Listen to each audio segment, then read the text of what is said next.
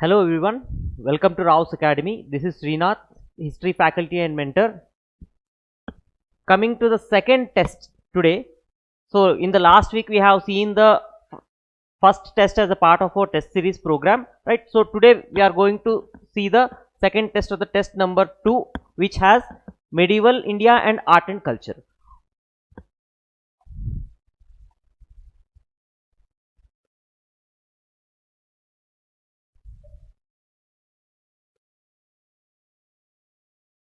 Okay, so coming to the first question, if you see, so this question is with respect to the topic of early medieval India, which has a dynasty called as Gurjar Pratiharas. So we have many dynasties during this period. Numerous dynasties came at this point of time, if you people know already. So coming to the first statement here, the Gurjar Pratiharas were instrumental in defending the Western India against the Arab invasions. This statement is correct, right? So if you see, Arab invasions or Arab conquest of Sindh took place around in 712 CE. From this period onwards, almost by the time this Ghazni invaded, it took almost more than 300 years, right? Why? Because especially during the early medieval period, in the border of India, especially many dynasties, just like Gurjar Pratiharas, Paramaras, Hindu Shahi rulers, in this manner, many dynasties came into existence who had resisted the Islamic invasions. Though Arab had conquered certain part of this, northwestern part, which is existing today in Pakistan, but they could not advance towards India because of the resistance which has been offered by this Gurjara Pratiharas. This is one reason. So this statement is right. Second one, the Palas were known for their patronage of Mahayana and Vajrayana Buddhism. See, during the early medieval period, if there is any dynasty that had patronized Buddhism, is none other than this Pala dynasty. Apart from in northwestern India, there were some Hindu Shahi rulers, especially before Hindu Shahi rulers, there was some dynasty which had been Buddhist earlier. So ఇలా రెండు areas లో ఏంటంటే మనకు Buddhism యొక్క we can see the influence, but majorly significantly if we can see here, we can see that Palas were known for their patronage to Mahayana Buddhism and Vajrayana Buddhism. Both these sects had prevailed in eastern part of India. Especially this Vajrayana Buddhism, this has been related to the omen and or occult practices. So eastern India lo entante these omen or occult practices, we have already discussed about this in the Vedic literature. That is, all these kind of things are seen in Atharva Veda or tantric cult, we can see. So this kind of tantric cult is an inherent part of some of the cultures in the eastern part of India. And when these cults got assimilated into the religion, slowly Vajrayana Buddhism came into Buddhism. Even in Hinduism and other religions also, these tantric cults or tantric practices got to be assimilated over a period of time. So we can see the influence of these tantric practices in every religion. As a part of that, we can see Vajrayana Buddhism came in Buddhism, right? So this statement is true. Next, followed by that, the Cholas were the first to establish the overseas trade links with China, right? Overseas trade links with China. So if we can see here, especially trade links with China, this Cholas had no doubt that they had went overseas and captured empire for trade in Southeast Asia. But normally, even before Cholas also, many dynasties came or many dynasties have tried to establish trade links with China. For example, Shatavahanas. Followed by that, we can see during the Gupta period. In this manner, we can see many and Kushans for that matter. So all these people, especially, they were more or less, they were having trade links with China even before also. Cholas were not the first. Why? Because Cholas came in the early medieval phase, right? And they prevailed up to the medieval period. But before, in ancient India itself, we have trade links with China. And the first such link starts during the time of Kushans. Why? Because during the time of Kanishka, India was part of the Silk Route, ancient Silk Route, right? So in this ancient Silk Route, we can see that this India was playing a very key role in the processing and export of raw silk. So this statement, obviously it will be wrong. Why? Because Cholas were not the first to establish here. Cholas and all, they are not the first, right? So obviously 3 is not the answer, only 1 and 2 are the correct statements, and followed by that 1 and 2, A will be the answer. Next.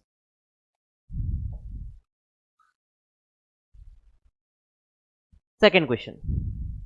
With reference to the term Samanta in the early medieval polity, which of the following statement is correct? Right? It referred to hereditary village headmen. No. It denotes or it denoted the subordinate rulers bound by the allegiance to an overlord. This is the answer here. If we can see the term Samanta, literally it means a feudatory or a feudal lord who is owing or who is giving service to his master. It means that when a centralized empire is established, obviously there will be hierarchy of rulers, if you see. So this hierarchy after the Mauryan Empire, if we can see, feudalism started to enter into the Indian scenario due to some of the institutions like land grants and this military governorship especially. Because of these reasons, what happened here is that feudal system got to be emerged or start to evolve during this period, right?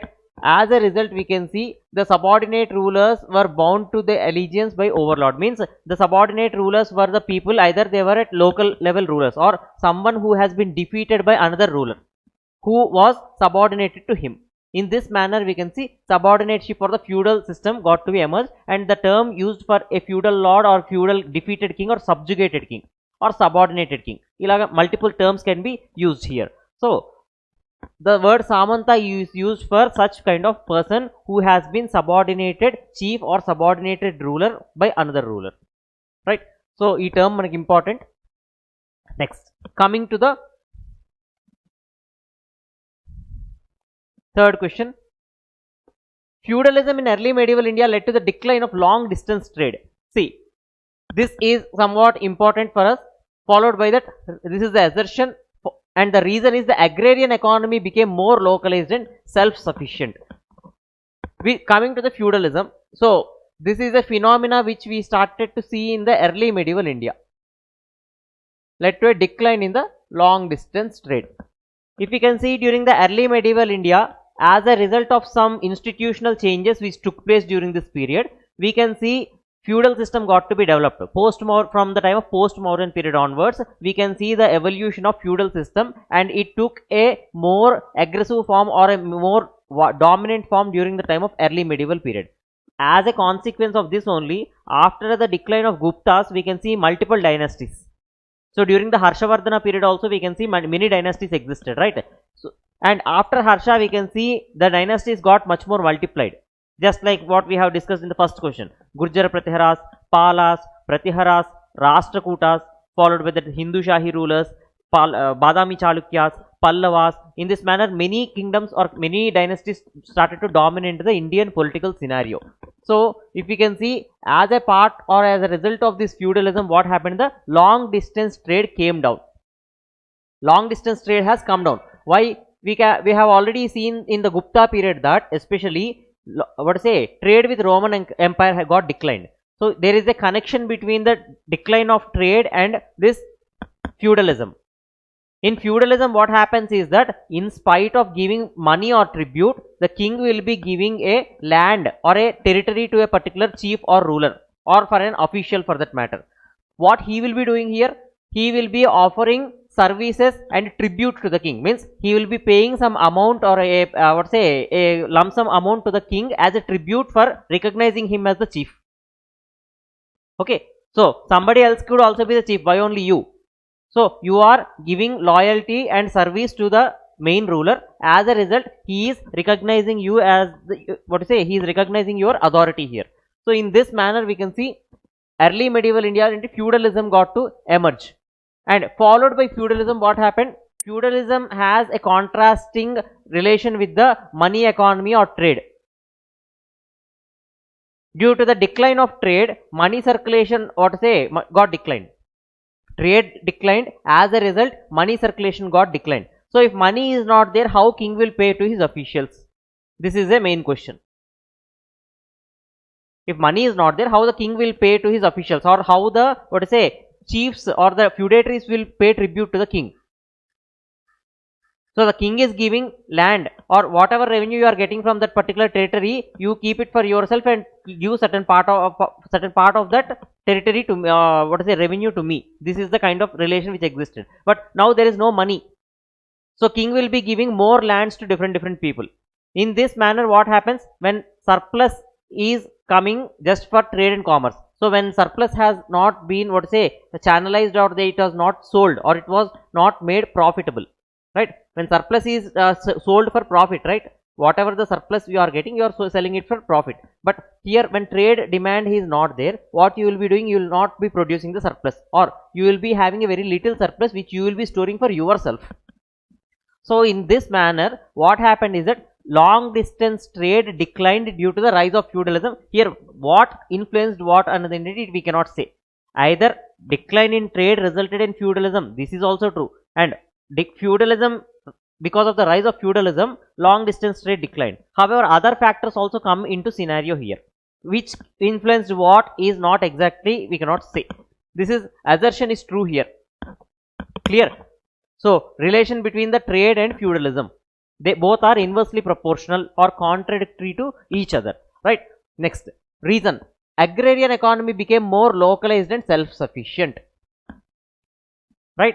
This is one of the feature of feudalism actually. So agrarian economy became more localized and self-sufficient during early medieval India. This is true, but is this reason justifying this assertion or not? Idi deenni justify chestonda leda?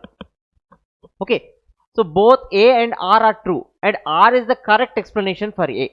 So due to the decline of long distance trade, people started to produce what is necessary for them. Excess production has been stopped. So localized self-sufficient economies started to evolve during this period. Self-sufficient economies. Why? Trade declined. As a result, surplus also declined, and they stopped to produce surplus, and they were mainly confined with their own locality or territory. Okay.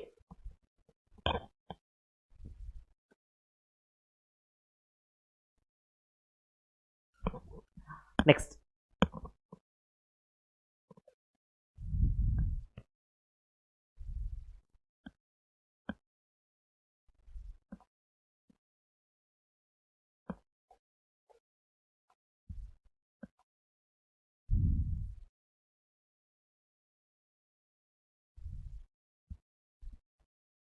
Okay, next question. Which of the following temples is dedicated to Shiva? Okay, and represents the culmination of Nagara architecture. So culmination means climax, or it is reached a complete level of heights or perfection, we can say. Clear? So if you can see the options here one by one. First one is Lingaraja temple in Bhubaneswar. This is in Odisha.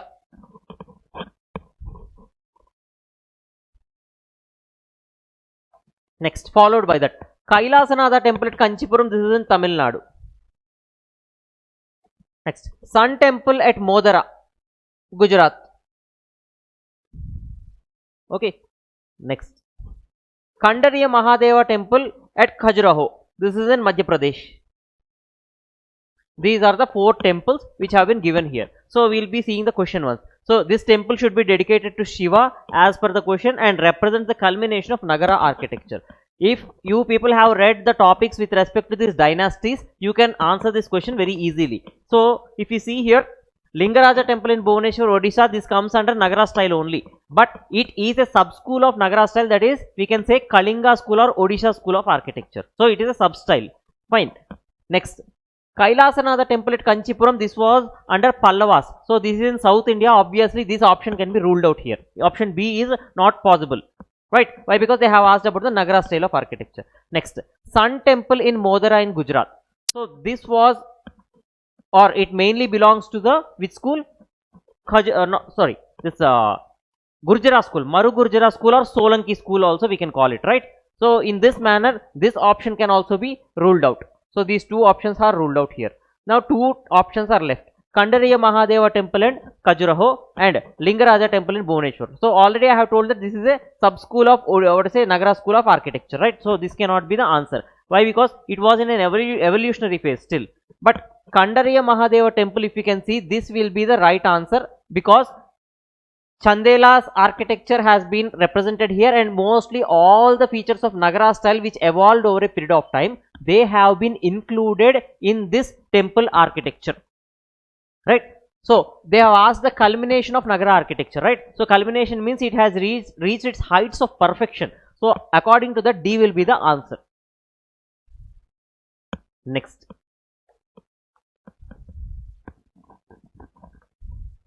Fifth question. Match the following with the cultural or architectural achievements. Okay. The first one. So these are the rulers given here, followed by the contributions. Next, coming to the question one by one, we will be seeing the options. So see, in general, these dynasties are not very much familiar, or the rulers especially, these people are not familiar to most of the people, unless and until you have read early medieval India in very much thoroughly. Why? Because many rulers or many dynasties will be coming into this topic, right? So it is not possible practically to remember each and every ruler. So we will be going based on the options here. So coming to the question, if you see, the most familiar topic or the most familiar person here is none other than this Narasimhavarman or Narasimhavarman II.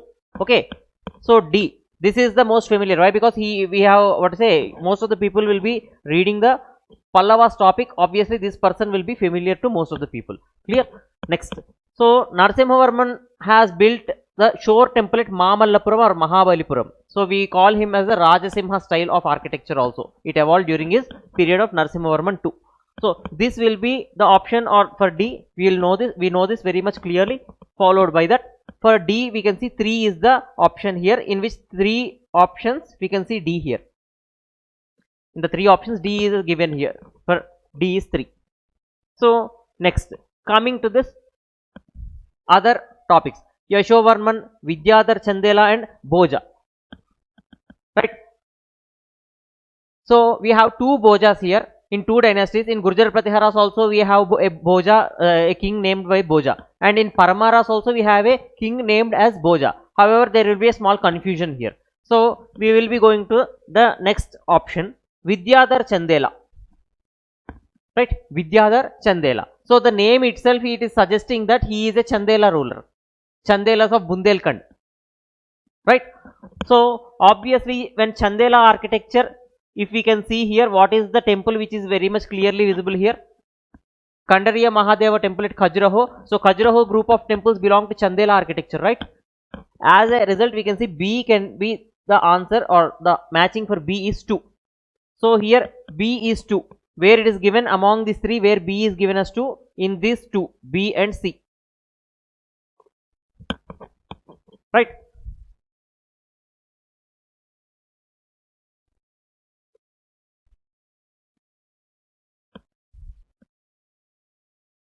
Clear? Understood till here? Not a problem. See, Narasimhavarman 3, till here it is clear. After that, if we see these 3 options, it is not familiar to any of us in general. Among this, what you are supposed to do? If you people know that Khajuraho group of temples has been built by Chandela rulers, then you can identify this Vidyadhar Chandela with Khajuraho group. Followed by that, we can see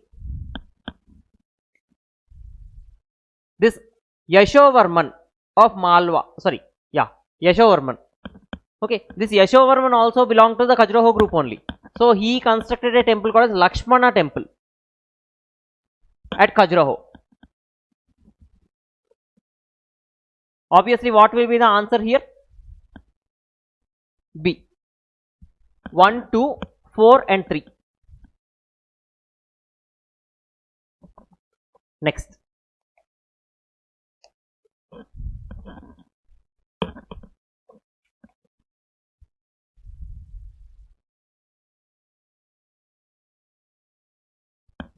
Sixth question.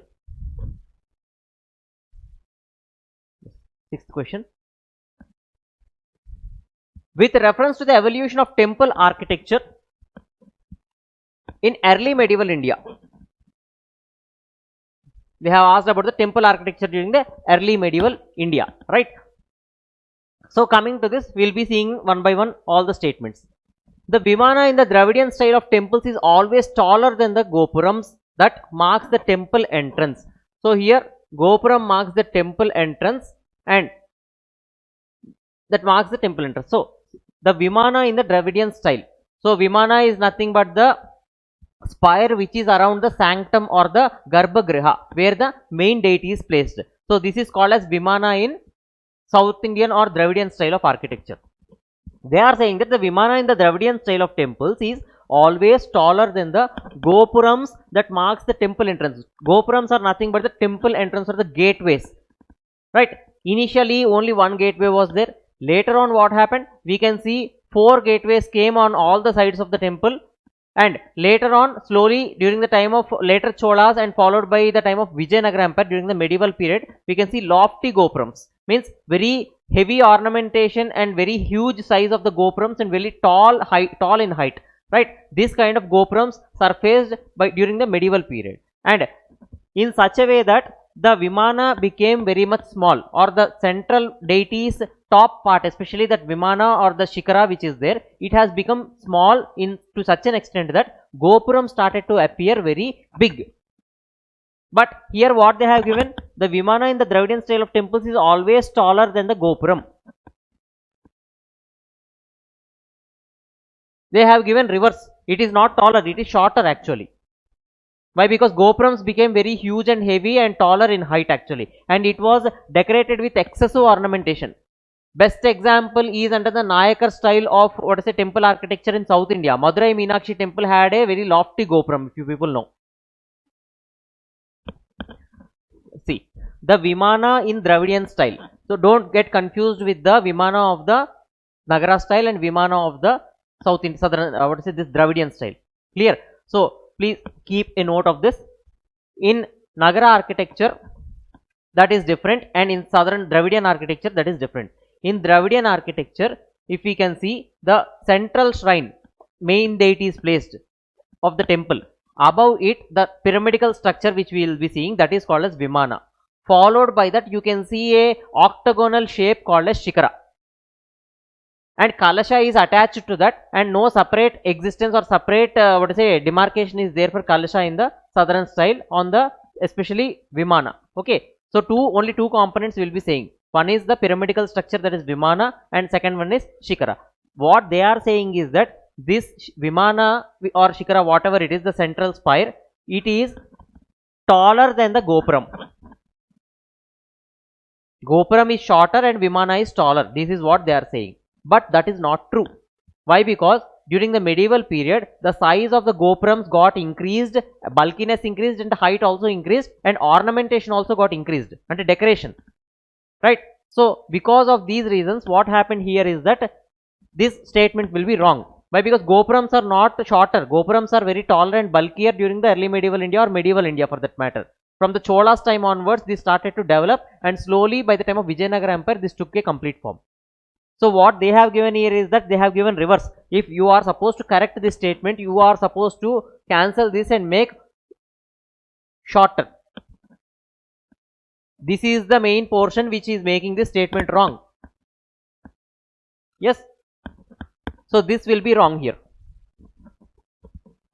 Next, the curvilinear Shikara of Nagara temples. See, curvilinear Shikara of Nagara temples and the pyramidical Vimana of Dravidian temples. And the pyramidical Vimana of Dravidian temples reflect distinct regional adaptations of the same underlying structural principle. Right? The curvilinear Shikara of Nagara temples. So if you know that Shikara style or the Shikara style of Nagara temples is curvilinear in nature. Right? Curvilinear. Curvilinear means, if especially in the Odisha school we can see this. Means it will start to emerge in a straight manner and it will converge at one place. Above that we will be seeing Amalaka. Nagara style, right? Amalaka, followed by that Kalasha. Shikara, Amalaka and Kalasha. These are the three elements of the, spire above the sanctum or the Garbhagriha. Above Garbhagriha in Nagara style, you will be seeing these three elements, right? The curvilinear Shikara of Nagara temples and the pyramidical Vimana of Dravidian temples. So, above the same Garbhagriha in southern style, we will be having pyramidical structure. Reflect distinct regional adaptations of the same underlying principle. Okay, so this is true. Why? Because that is regional adaptation. If you will be seeing the same portion above the Garbhagriha has a different kind of structure in Nagara style, and the same portion above the Garbhagriha has a different kind of structure in the Dravidian style of architecture. That is what they are saying. Reflect distinctive regional adaptations. Distinctive regional adaptations. Based on the region, the top portion will change for every temple. And within the same region also substyles are there. So that is what they are saying. Ade ga cheptunnaru. So this statement is true. Next, coming to the third statement. The Pallavas, while being the pioneers of rock cut temples, also laid foundation for the structural temples that later culminated into Chola architectural achievements. So Pallavas were initially, man chuskunte, if you see the temple architecture in southern India, it has been started under Pallavas. Means structural temples, first structural temples came under Pallavas. Means from cave temples they got transformed into freestanding temples. Followed by that we can see structural temples. Narasimhavarman II, Shore temple at Mahabalipuram, Kailasanatha temple at Kanchipuram, Rajasimha style of architecture. Ever this picture first, who brought it? Pallavas. Followed by that, the completion of temple architecture means perfection has reached under Cholas. So here if you can see, the same thing is said. Also laid the foundation for structural temples. Ekkada evaru? Pallavas, right? Laid the foundation for structural temples. Who laid the foundation? Pallavas. Followed by that later culminated in Chola architectural achievements. Means it reached its perfection under Cholas. Culmination means it is nothing but literally climax, or nothing more left to do. They have reached its heights of perfection. So obviously statement 3 will be also be right.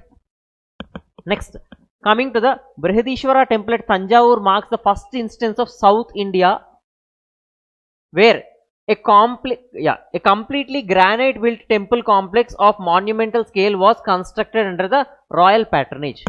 So normally the type of temple which is, or the type of material which is being used, it mainly depends on the material which is locally available. So in Deccan part or South India for that matter, the availability of granite is good. So granite was used for the construction of temple, right? So here this is the first such kind of temple which came as a complete structure under the Indian Dravidian style. We can see in this Brihadishwara temple which is made out of granite. This statement is also true here. So obviously 3 statements are correct and 1 statement is wrong. What they have asked, how many of the statements given above is or correct.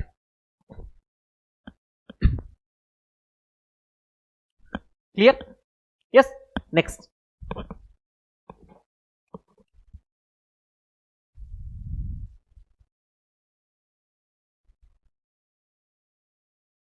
Coming to the next question.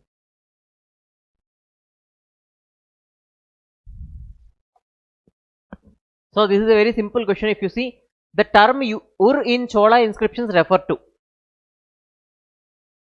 So there were some assemblies in Chola administration or Chola at local levels. So among them Ur is one such assembly.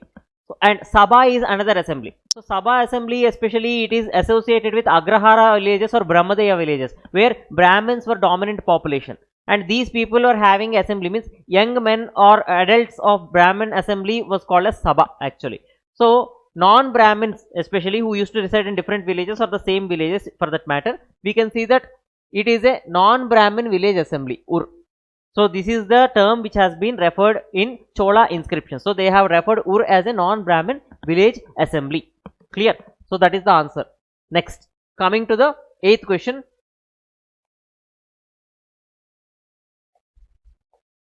Coming to the 8th question. Chronologically arrange the following dynasties. So this is somewhat a problematic question for everyone if you are not thorough with the proper chronology, right? So let's see how to solve this question. Firstly,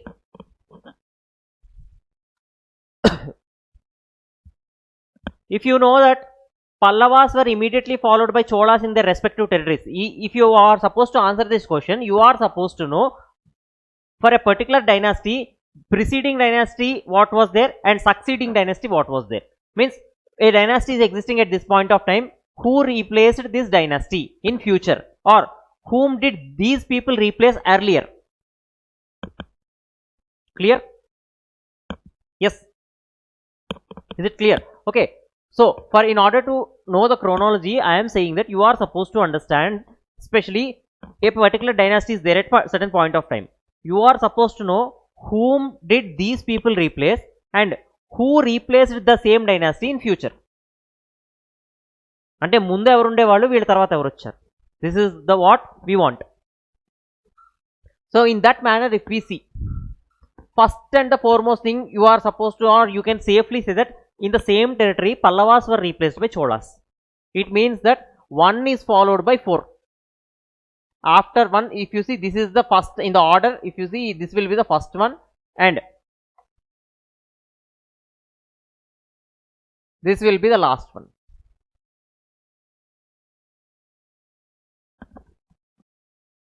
Is this clear till here? Followed by this, we will be seeing the other 2 dynasties. If you know, by the time of Harshavardhana period in Deccan what was going on, apart from Vakatakas of Deccan, after the decline of Vakatakas of Deccan, who came into prominence? Badami Chalukyas. So Badami Chalukyas were replaced by whom? Rashtrakutas. So obviously this will be succeeding this Rashtrakutas. Right. So here who came first and who came second. Right. So option here will be, first one is 1 Pallavas. Why? Because Pallavas were ruling from the previous periods, when 3rd century around. Early line of Pallava rulers were there as well as later line of Pallava rulers were there. Under the later line of Pallava rulers, we will be seeing the popular person or the founder was Simha Vishnu. But early line of rulers was founded by a person called as Shivaskanda Varman. He was an earlier line of Pallava ruler who started his rule in the Tondai Mandalam in 3rd century. So as a part of this, we will be seeing here that first option will be Pallavas here. Obviously first option is there in A and D, and second option is Badami Chalukyas, right? So 3. What is the option or answer? 1, 3, 2 and 4. Option is A. So this is how you are supposed to solve the chronology questions. It is not necessary to remember any year here. First of all, if in some cases what happens is that there is a very narrow differentiation between the succeeding dynasties. In those cases you are supposed to be apprehensive of the year. Else ikkada chuskunte what you will be seeing, Pallavas were replaced by Cholas. So Pallavas were replaced by Cholas, but here Pallavas, and in between Pallavas and Cholas 2 dynasties were there. Now you will be considering those 2 dynasties. So between these 2 dynasties, who came first, who came second? As after, during the time of Harsha, which dynasty was there? Badami Chalukyas was there. So Badami Chalukyas were succeeded in their own territory by Rashtrakutas. That's what. Answer is solved. Yes. Next. So just I want to tell you that every year is not important and every year is not necessary to remember, and it is very impractical to do that also in UPSC. Okay. Next. The regional temple styles of early medieval India evolved in different directions. They are asking question with respect to the regional temple styles of early medieval India. See, reason. The diversity of materials and the regional patronage led to local artistic variations.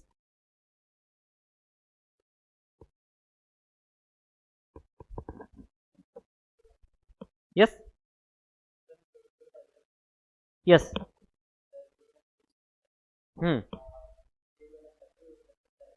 Obviously, yes. Okay, so here the diversity of materials and the regional patronage led to local artistic variations. Is this true? A is true. The regional temple styles of early medieval India evolved in different directions. Means in different parts, different kind of varieties of temples. Means the structures varied based on the regional variations. When it took place in early medieval India, it took place. This is true. Followed by that, diversity of materials and regional patronage led to artistic and local variations. So diversity of materials is mainly based upon the availability of the material in that particular region. Why? Because if the temple is being built in South India, for example, you cannot go and build bring a stone from North India. Let us suppose that Chunar sandstone is there near Varanasi. If you want to construct a temple, you will be searching for a material in and around, or you will be going somewhere else.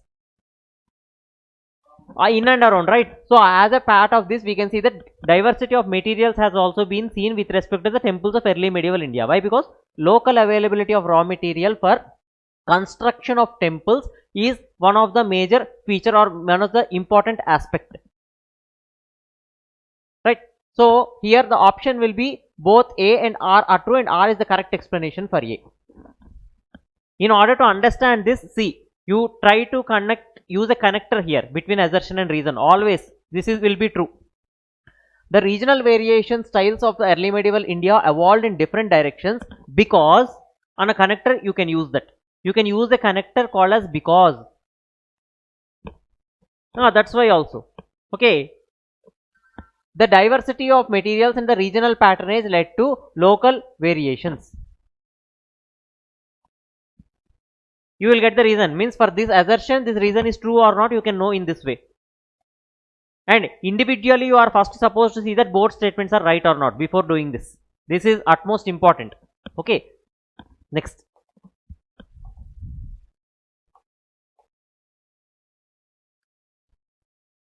Followed by this 10th question. The great penance of Arjuna or the Pandava hero to obtain divine weapon Pashupatastra from Lord Shiva, thereby demonstrating an act of severe ascetic devotion, is famous sculpture at which of the following places? Right. So what is the answer for this? Right. Mahabalipuram is the answer here. So the sculpture, there is a big rock boulder where a sculpture has been portrayed in Mahabalipuram, and two versions of this sculpture has been given here. First one is the theme which is given in the question, that is Arjuna's penance. This is one such sculpture which has been accepted by some of the historians. Apart from that, we can also see the another story with respect to this, that is descent of Ganges or Ganga. Means if you know the mythological aspect, Bhagirath has been praying for bringing Ganga river down to earth. So this penance has also been identified with the same sculpture. However, exactly there is some variation between the two different ideologies, but the same sculpture is referred as descent of Ganga or Ganges and penance of Arjuna. Both themes have been applied over there. Means some people had a different opinion and some people had a different opinion. So either or could be used here. Means exactly this is the theme, we cannot practically say. Okay. So what they have done is that they have given the theme here and they are asking this theme is located in the sculpture of which place. So if you have read about the Pallava architecture, what you can identify this question very easily. It is a very simple question, right? So these kind of questions are narrative style questions. Okay, so sometimes these questions could be asked in the exam as well. Already this kind of question has been asked giving the themes of both descent of Ganges or Arjuna's penance and already in the past years, long back, a question has been asked. So based on that, this question has been styled in a different manner. Next. Yes. See, based on our syllabus or subject, we are supposed to consider certain things and we are supposed to leave certain things. You cannot ask or you cannot express your personal opinions here. That is the thing you are supposed to understand. See, evidential support says that things took place, but exactly the timeline or the dates have not been delineated properly. Okay.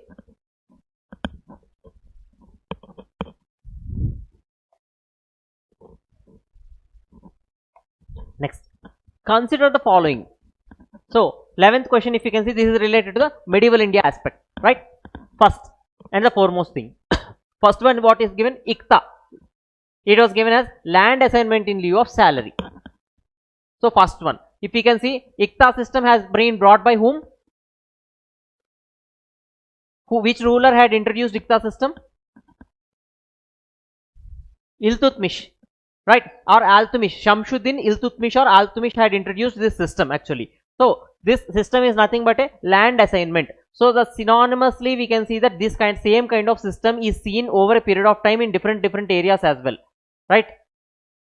More or less some variations are there, but whatever if we see Ikta system or followed by that, right? Vijayanagara Empire. Amaranayakas. The same concept is applied everywhere. Or for that example, Mansabdari or Jagirdari system, or Jagirdari system specifically, right? Wherever you see the same concept, where a land is assigned to a particular officer or a feudal chief or a local ruler, for which he is supposed to pay or offer military service to the ruler and some tribute every year. Every year, the subordinate chief has to offer a kind of military service as well as tribute, and the revenue, keeping aside the part of the revenue for his maintenance, he has to support submit the rest of the revenue to the main king or main ruler. Similar concept, but not exactly the same. There is a difference between similar and same. Similar means both are looking alike, but not same. So ala ikkadiki vachesariki entante, in Ikta system land assignment was given to whom? Not local rulers, officers. Some officers were appointed who were called as Iktadars, who were responsible for their own territories in the empire. Iktadars were the officers who were given the land revenue assignment, and they were responsible for administering their own territories in their particular areas, and they are supposed to report anything to the king. So, and they are also supposed to offer their military service to the king in the time of need. So here the first one will be true. Second one, Khalisa. So Khalisa is nothing but the crown lands, means lands that were used for the maintenance. The revenue from the Khalisa lands or the crown lands were meant for the maintenance of royal household or sultan. Clear? In ancient Indian context also this concept is there. If we see the crown lands in ancient India, what they were called as Sita lands and చెప్పి పిలుస్తారు. If you people know, they were called as Sita lands, and the officer in charge of this Sita lands were called as Sita Dhyaksha in Mauryan Empire. The same concept is seen here also. So they were called as Khalisa here. The crown lands were called as Khalisa in Sultan, which was used for Sultan maintenance. This second one is true. Followed by that Amil or Amal Guzar. Amal Guzar was the term used in Mughals. Okay, Amil was used for the during the Delhi Sultanate, right? So revenue officer has been the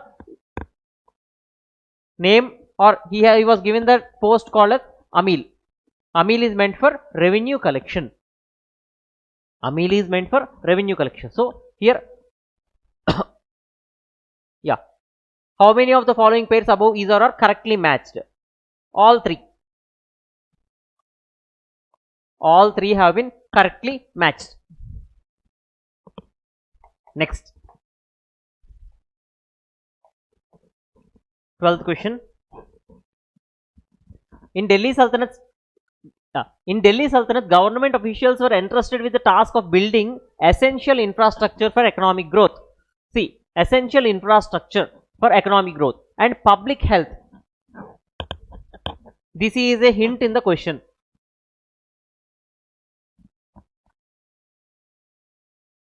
Essential infrastructure and for economic growth and public health.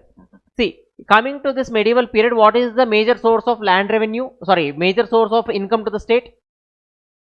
Agriculture, right? So in order to promote or develop agriculture, what they are supposed to do? Irrigation works. So they are supposed to build irrigation works, right? So in terms of irrigation works, when you think during the medieval period, what are the irrigation works which have been constructed at that point of time? Yes, water reservoirs, followed by that canals, right? Canal irrigation. So here they are asking that apart from agriculture is essential infrastructure for economic growth, it means canal irrigation. Who constructed canals? And followed by he also constructed public health. He also took interest in the development of public infrastructure with respect to the health of the people. It means hospitals. It was called as Dar ul Shafa. Hospitals was called as Dar ul Shafa. So it was hospital for poor people especially. So the kind of services who had given during the medieval period, that was being asked in the question. Now see the rulers here. These are the four options given. So what is the option? Yeah, obviously Firoz Shah Tughlaq. He had brought many new departments also. A department called as Bandgaon, Diwan-e-Bandgaon for slaves, followed by, you can see, Diwani Khairat for charity, followed by that We can see Istikak for pensions. So these are the three important departments which have been created by Firoz Shah Tughlaq. Followed by that, he also took many activities for the welfare of the public as well. Especially one activity which is very much specific to Firoz Shah Tughlaq is this hospitals, construction of hospitals, that is Dar ul Shafa.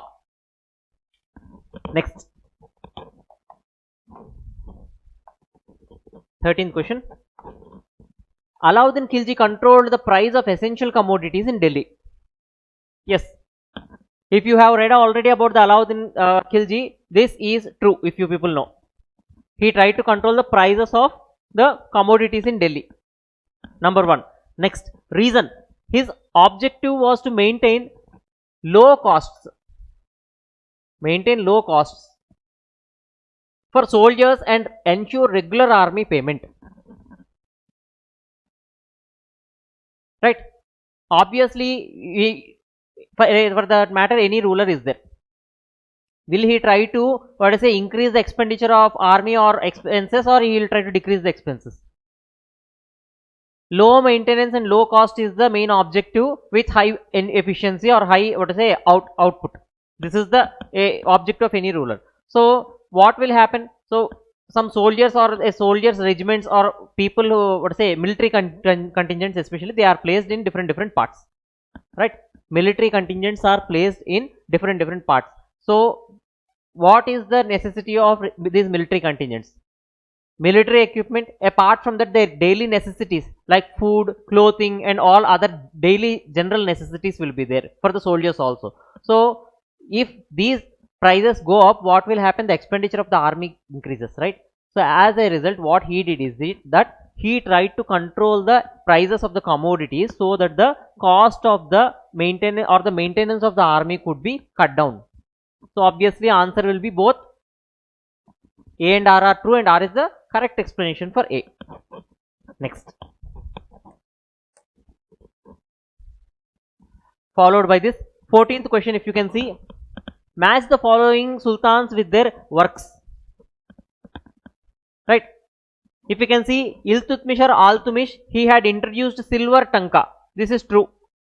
So if you can see, he introduced not only silver tanka but also Jittal, which is a copper coin. Next, Balban. His policy of kingship was Zil-Illahi. It means that he said the king as a shadow of God. It is nothing but the Zil-Illahi. Zil-Illahi entity, shadow of God. Next, these two are true.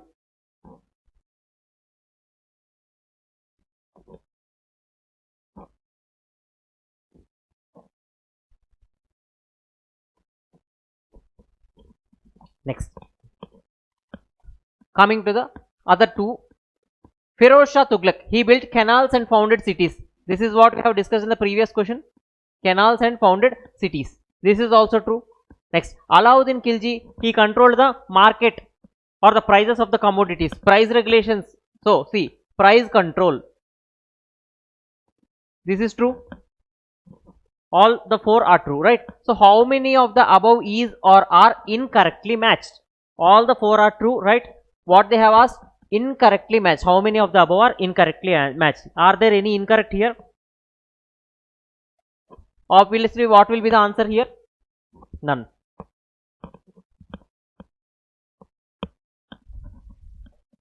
Next, 15th question. Consider the following statements. It symbolized the completion of Muslim conquest in India. This is number 1. It served as a minaret for the call of prayer. This is number 2. It represented a synthesis of Indian and Islamic architectural motifs. This is statement number 3. So now we will be seeing which one of the following best describes the significance of Qutub Minar. Yes, what will be the answer here?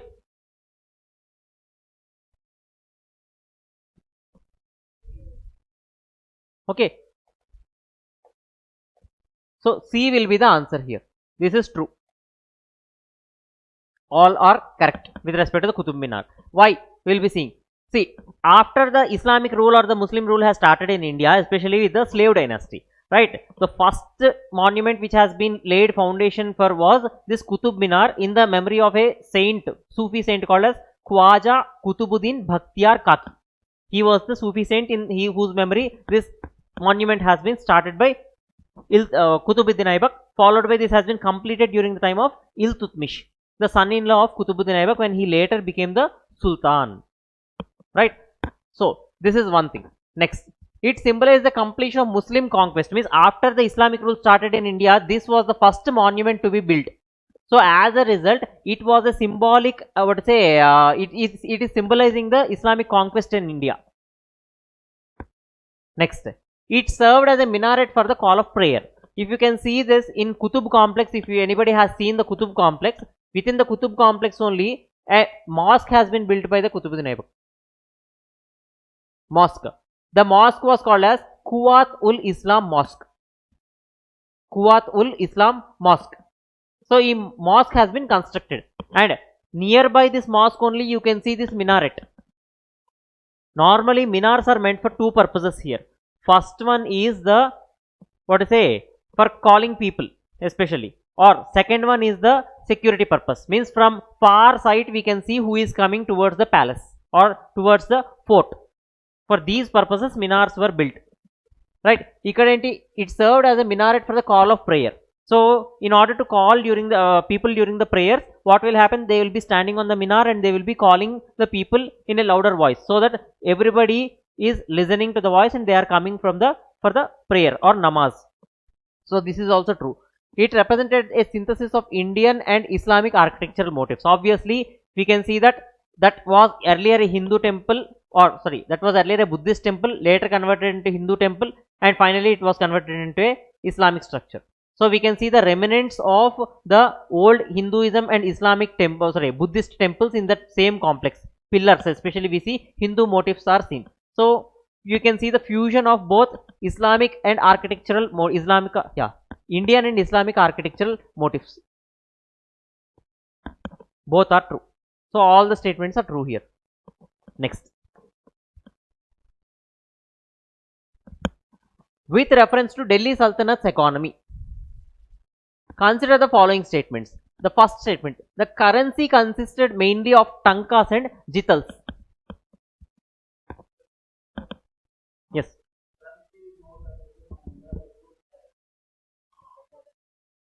Currency, paper currency as a currency started from the British time only. Okay. Before that only coinage was there. However, in the world, if you see, the paper currency has been started in China first. First China. No.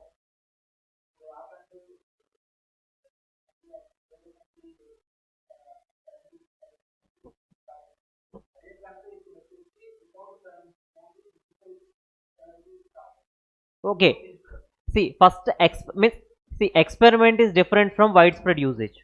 So experimental basis means the first start is in whom time it was started is that specifically it was during the time of China. Especially why? Because based on the inspiration from China only, Muhammad bin Tughlaq had started the token currency concept. Okay, but unfortunately Muhammad bin Tughlaq failed in this experiment. But originally during the time of Kublai Khan in China, who was the ruler, this paper currency was first experimented with. So in taking inspiration from that person only, he has started. In the entire world, if you consider at that time, where is the rest of the world? No Americas at that point of time. In Europe, even the coinage was going on. In later period in Europe also, they have adopted the paper currency, but that was a different issue. But earliest evidence was seen from China only. Why? Because paper was first introduced over there only. It means the invention or the use of paper, where it started in China itself. Okay. Next. So the currency consisted mainly of tankas and jitals. So during the time of Delhi Sultanate, the important currency was tanka and jital. These are the two main currencies, right? So 1 tanka is equal to how many jitals? It is 48. 1 tanka is equal to 48 jitals. Next, the Sultanate encouraged use of hundis for long distance trade. So this is something which is important. Hundis are nothing but a bill of exchange, where after showing this piece of paper, the person who is holding this piece of paper will be given that amount in a particular place. So this was used since the early medieval times by the merchants and traders. Why? Because this facilitated the, what to say, it is not necessary to carry huge amount of money or cash through the traders or along with the traders. As that period we can see that early medieval or ancient period, security issues were there, dacoity, robbery, all these kind of things. These are many problems were there. So it is not safe to carry money. So what traders did is that somebody has introduced this system called as hundi, which is nothing but a indigenous system of a bill of exchange. ఈ indigenous system lo what will happen? Yeah, ఈ indigenous system lo what will happen? It is not necessary to carry the money for long distance trade, and these bills are used by the traders for cash transactions at the destination point or the last point where they will trade, right? So this statement is true. Next, there was a system of state workshops or karkhanas for luxury goods, right? So these karkhanas were also established during the time of Firoz Shah Tughlaq. So there were some factories which were especially manufacturing some of the goods or articles, especially for the luxury items, especially for whom? Royal household. So who used to manufacture them? Slaves, right? So this statement is also true here. Obviously option will be D, all the above, or the 1, 2 and 3. Next,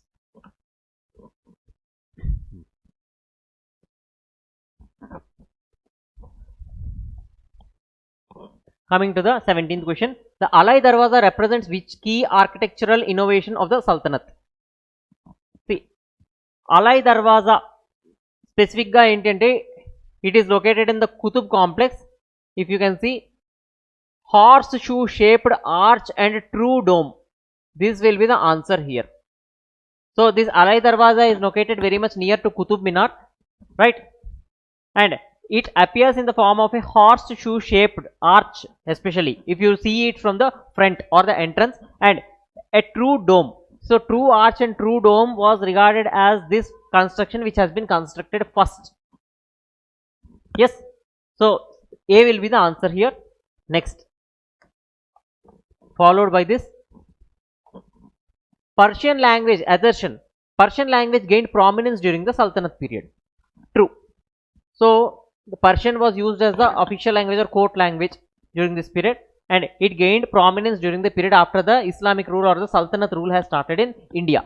Next, reason, because Persian was adopted as the official language of the administration and record keeping. So this is also true. So because of the official language adoption or usage in administration or record keeping only, the prominence of the language got increased during this period, right? This is the reason which is justifying the assertion, right? So obviously option will be A. Next, 19th question. See, consider the following pairs. First one, Amir Khusro. So introduced Qawwali in India. So Qawwali is nothing but a kind of music which has been introduced especially under the Sufi tradition. So Sufi tradition of worship has introduced this Qawwali music in India, and the main person for introduction of this kind of music or genre was Amir Khusro. So he had done excellent contribution with respect to the music, and he laid the foundation for Hindustani music or Hindustani classical music in India, right? So this is true. And he was also associated with almost 7 sultans of Delhi Sultanate, from Balban to Muhammad bin Tughlaq. Okay, and he also had a title called as Tutu-i-Hind, means parrot of India. Not only that, he also introduced new musical instruments, or he experimented with new musical instruments, and especially sitar and tabla are two such kind of instruments which was invented by this person, right? Next, Ziauddin Barni.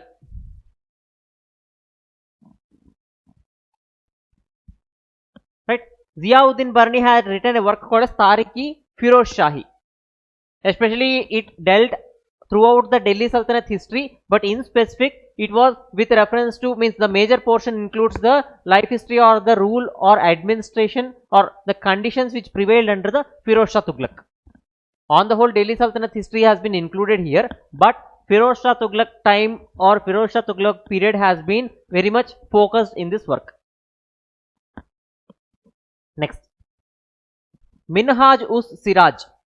He wrote a work called as Tabakat-e-Nazari. So it mainly deals with the history of slave dynasty from Kutubuddin Aibak to Balban. Right. So this is true. All these three are true here. So which of the following pairs is or above correctly matched is C. Yes. Next.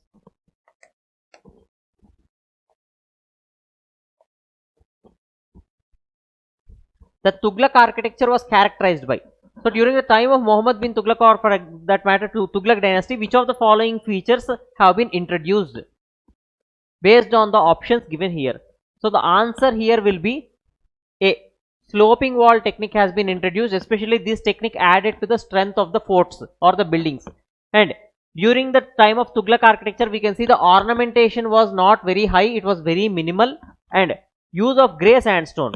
If you can identify this one point of grey sandstone, you can identify the option even if you don't know. Why? Because during the time of Tughlaq architecture or Tughlaq, because of the experiments of the Muhammad bin Tughlaq, there was no money in the treasury. However, some construction works became inevitable. So red sandstone was used till that point of time. For example, if you see Qutub Minar or any other structure, red sandstone was mainly used. But during the time of Muhammad bin Tughlaq or Tughlaqs, what happened is the grey sandstone was the principal source of building material. Okay. So use of grey sandstone is there. Next.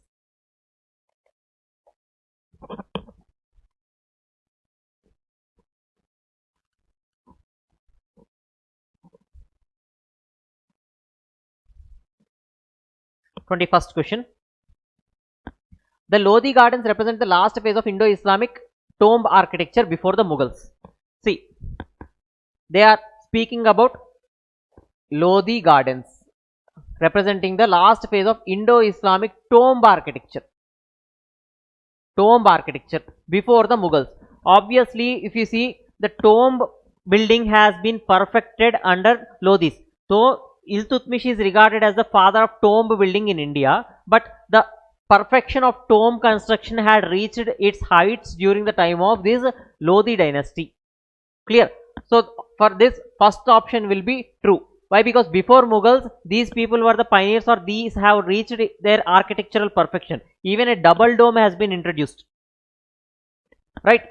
So this statement is true, followed by use of double domes and octagonal chambers became a feature of Lodi architecture. So just now I have told double domes also were introduced by these people only, right? So obviously this statement is also true here. Obviously answer will be both 1 and 2. Next.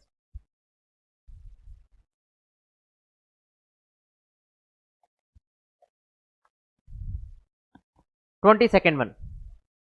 Al-Biruni came to India along with. So Al-Biruni was a scholar and historian. Actually, he was hailing from a province, or he belonged to a province called as Khwarizm. Right? Khwarizm. So where is this province located? Present day you can trace this location of Khwarizm to Uzbekistan. Right? Uzbekistan. So during the time of Muhammad Ghazni invasions, before coming to India, he invaded other regions also. From there he took all the members of the royal family, including the scholars, poets and learned people, he took as captives along with him. So during this time, this Al-Biruni also went along with Muhammad Ghazni during his invasion on Uzbekistan or the Khwarizm region. Followed by that, he aided or helped Muhammad Ghazni in his invasions to India, and after coming to India, he got the opportunity to study about India in terms of the society, people or the Punjab region in specific. Right? So option will be answer C. Next, match the following. So this is with respect to the departments under the Delhi Sultanate, right? First and the foremost thing we can see Ariz or Arz department, that is Diwan-e-Arz. So Arz is related to the army or military department. So A will be 4. So where the 4 is there? In option B. So B will be the answer. Next, Kohi department, especially it is related to agriculture, right?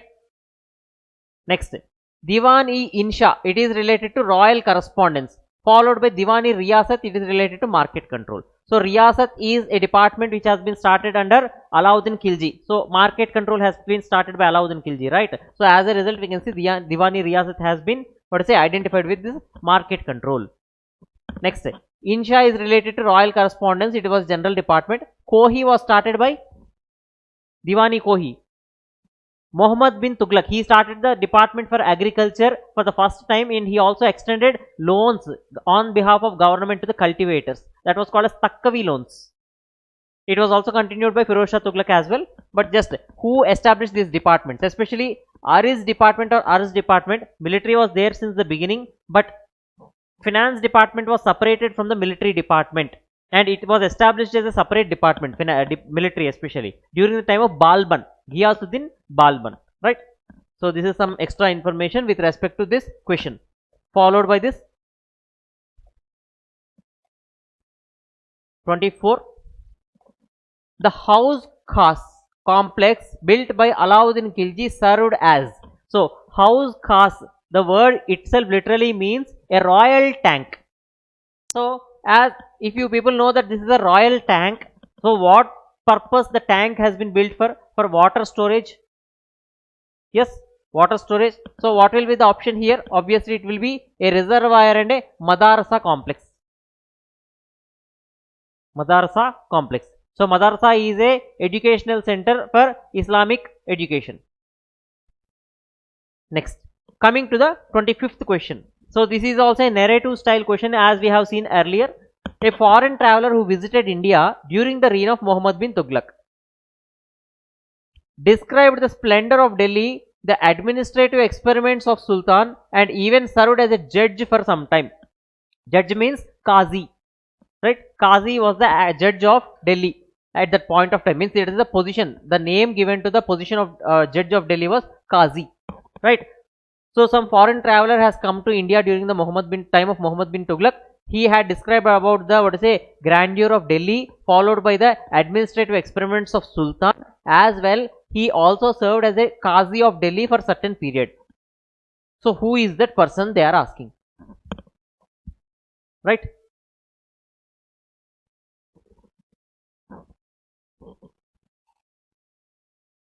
Next, continuation of that question. His writings provide valuable information on the social life and economic conditions of 14th century India. Who among the following is being described here? Let us see the options. So especially if you see here, Marco Polo and Niccolo Conti. So Al-Biruni you have already seen in the question that he came during the time of Ghazni, around 10th century. So this person will not be the answer.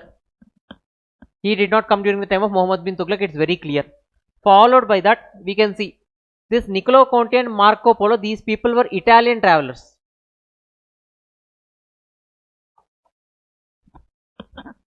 And this Niccolo Conti came during the time of Vijayanagara Empire. Okay, Vijayanagara Empire. Marco Polo. So Marco Polo, he came to India, but he remained in South India and he visited the South Indian kingdoms, specifically Kakatiyas of Warangal. But he also did not come to North India, or he did not visit the court of Muhammad bin Tughlaq. So the rest over or the leftover option is option D, that is Ibn Battuta.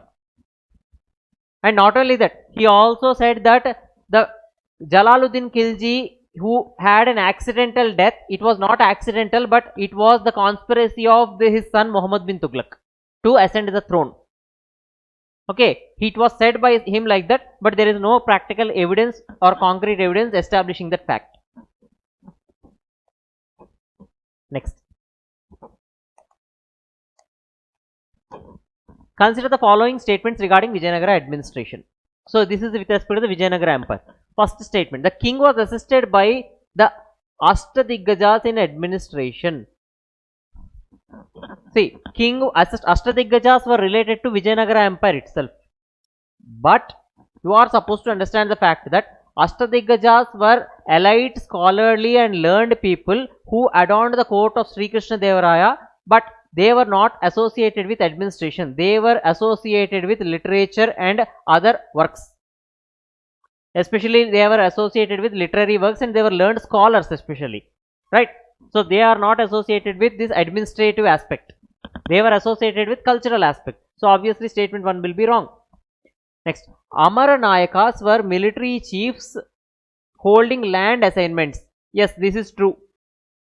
Next, revenue from temples often funded irrigation works. Obviously, if you know, there were some lands which are dedicated to temple. They were called as Deva Danas in early medieval period.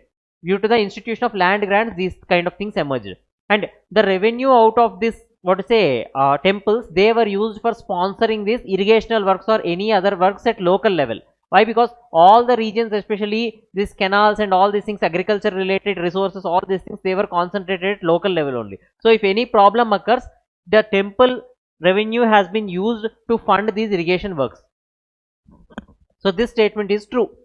So option is C. Sorry. Option is B.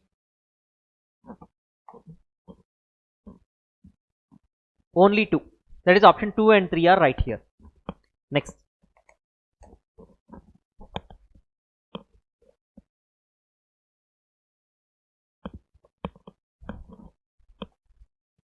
The Bahmani Vijayanagara rivalry primarily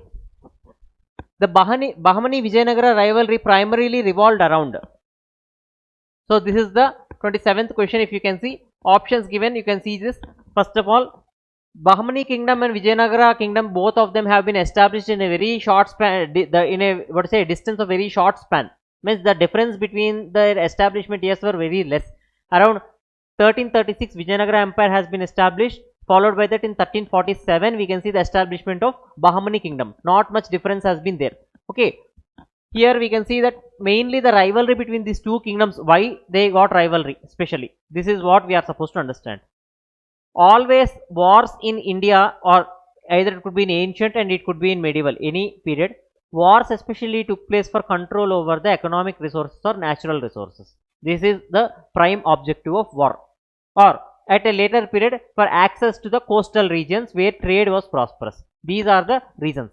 So coming to the Vijayanagara Empire, they have been established, both Bahmani and Vijayanagara, they have been established in which part of India? Deccan part, Deccan India, right? Deccan part of India. So here water is a issue. Why? Because it is not completely fertile or prosperous. Semi-arid region was there, or water availability is less. Irrigation works are not there. As a result, they wanted fertile regions in their territory so that revenue of the state could be increased. As a result, both the kingdoms got into rivalry over the Krishna Tungabhadra Doab region and Tungabhadra Delta Doab region, followed by that Krishna Godavari Doab region. Two regions, Krishna Godavari Delta followed by the Krishna Tungabhadra Doab. These two regions are very fertile and prosperous. As a result, we can see the rivalry for these regions between these two dynasties, or the two kingdoms for that matter. And this continued throughout the history of Vijayanagara Empire, from the Sangama dynasty to till the last Aravidu dynasty. So option will be A. Next.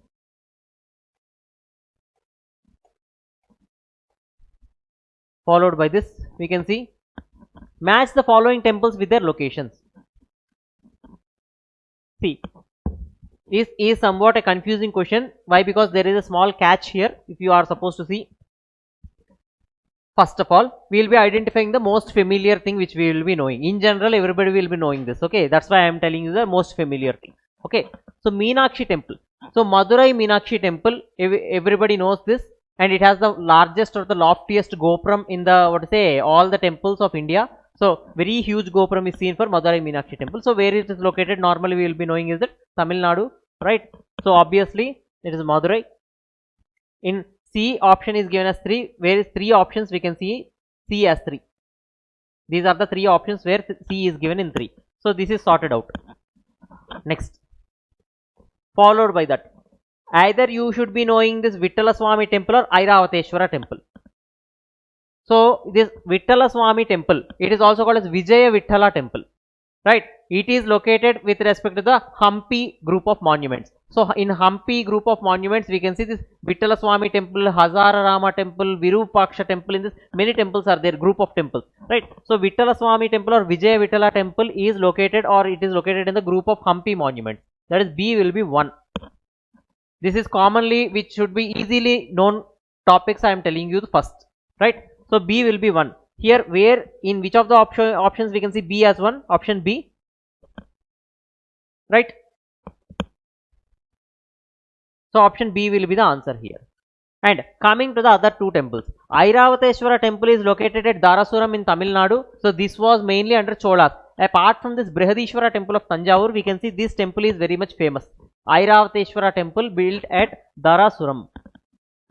Next, followed by this first one, if you can see, Virupaksha temple.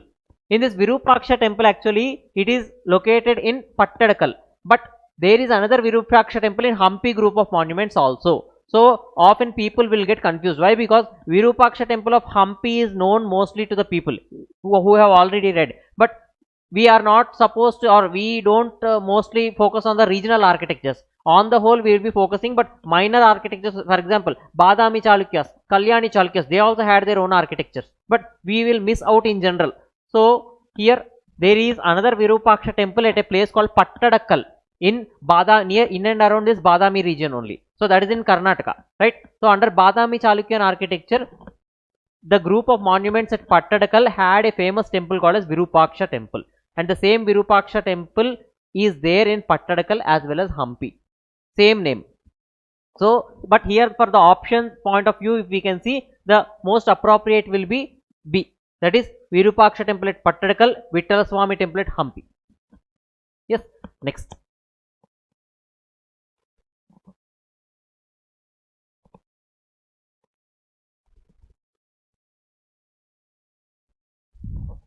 (37)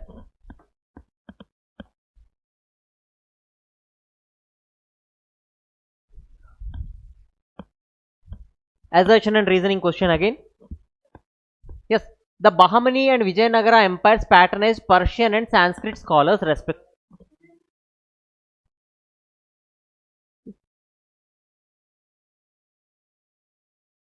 Okay.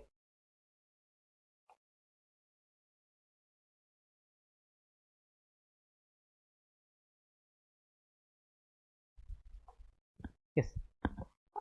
The Vijayanagara Empire was known for its advanced water management systems. This is the assertion. So obviously, if you can see that exam means, before going to the question, I'll be just briefing you something.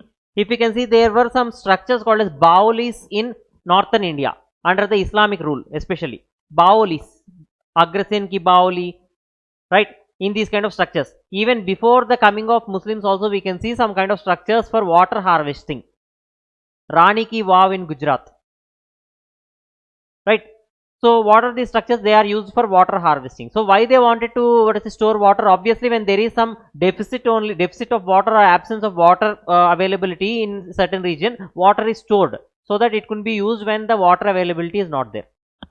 This till here it is clear, right? So coming to the question, the Vijayanagara Empire was known for its advanced water management system. If you people know that Vijayanagara Empire is situated in such region, it is a semi-arid region actually. Water availability is not so easy for them at that point of time. So they have advanced water management system. So if you know that it is situated in semi-arid system, semi-arid region, you will definitely know that this statement is correct. Why? Because when there is scarcity or non-availability of water, what you will try to do? You will try to make storage for water. Obviously, they will be having advanced water management systems, right? Next, reason: large reservoirs like Kamalapura tank and canals ensure perennial irrigation, right? Perennial irrigation, it means water availability or irrigation throughout the year. Perennial means continuous availability. Okay.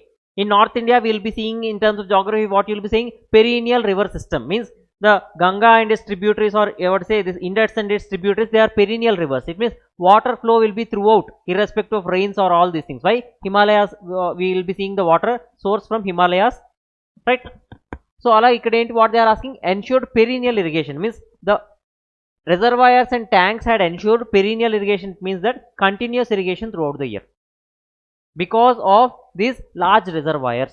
So option enti? Option will be A. The Vijayanagara Empire was known for its advanced water management systems because large reservoirs like Kamalapura tank and canals ensure perennial irrigation. Right? Next.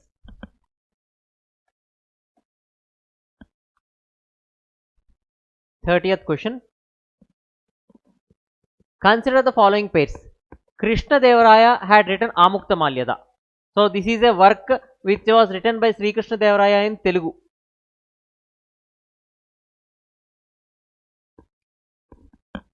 Next, Ferista. So Ferista was a person or a historian, especially in the Deccan region. His actual name was some Hindu Shah. Okay, it was he has a very lengthy name, but for your understanding, just remember the name as Hindu Shah. His original name was Ferista. I mean, his original name was Ferista, but his nickname was Ferista. Okay, Hindu Shah had a nickname called as Ferista, and he had authored a work called as Tariq-e-Ferista. This is true. This is also true. Followed by that, Abdur Razak. He came to India during the time of Krishna Devaraya. Sorry, this is Devaraya II. He came to, yes, Devaraya II. He came to India during the time of Devaraya II. So he had authored a work called as Matla-us-Sadin. It gives the information with respect to the Vijayanagara Empire during the time of Devaraya II. He was a scholar or a ambassador or traveler who came from Persia. So he came from Persia, right? Okay. So this is also true. So which of the following pairs given above are correctly matched? That is D.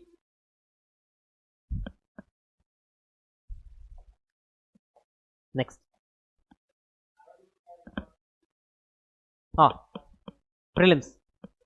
Yes, prelims only, but if at all you are supposed to, means in general studies it is not necessary to write about these things in means what any traveler told about. For example, what you can say, this Mauryan Empire. Megasthenes Indica forms a very important account for the study, or to say this information about the Mauryan Empire. Right? When you are writing something with respect to the Mauryan Empire, if at all you can mention something with respect to that, Megasthenes Indica has given about the social conditions or information about the Mauryan administration can be known from Megasthenes Indica regarding the city administration of Pataliputra, or social conditions or societal conditions have been discussed in this manner in Megasthenes Indica. If you can quote these kind of things in the answer, your marks gets increased. But everywhere you don't get such opportunity to write the answer, as questions were mostly asked on the art and culture aspect. So in terms of Vijayanagara Empire, if they ask about any period, social conditions or economic conditions, then you can quote any of the travelers if they had said anything about the society or economy. Only these two. Okay, so if at all anybody has said anything of such kind, if at all you get an opportunity to include those points in your answer, you will be getting more marks than any other person in terms of mains. Next, which one of the following statements correctly explains the title Devaraya assumed by Vijayanagara kings? So this was the title which was assumed by the Vijayanagara rulers. Even they have the title called as Devaraya. So we have seen the rulers in Sangama dynasty, right? Devaraya I, Devaraya II, followed by that Sri Krishna Devaraya, Achyuta Devaraya, right? Next. So what is the options? It emphasized their divine right to rule. Followed by that, it was derived from their patronage of temple deities. It denoted the rulers' military supremacy, and it symbolized their victory over Bahmani rulers. So if we divide this term into two parts, Deva, Raya. Deva means God or deity. Raya means it is nothing but the term given or an alternative term given to a ruler. Either it could be a top level ruler or a local level ruler. They will be called as Raya. Yeah, symbolic like a what is a king. Rajan, in Vedic age we have seen the term Rajan, right? So in that manner we can see the term Raya. In early medieval period also we can see the term called as Rana, Rana, Rai, Rawat. So these are some of the terms which were given to the rulers, especially either there could be local rulers or regional level rulers, especially feudatories used to enjoy these kind of titles. So in the similar manner we can see Raya was the title of such kind, and Deva is literally, it is meaning a god or deity. So the option will be B here. It was derived from their patronage to temple deities. Yes, next.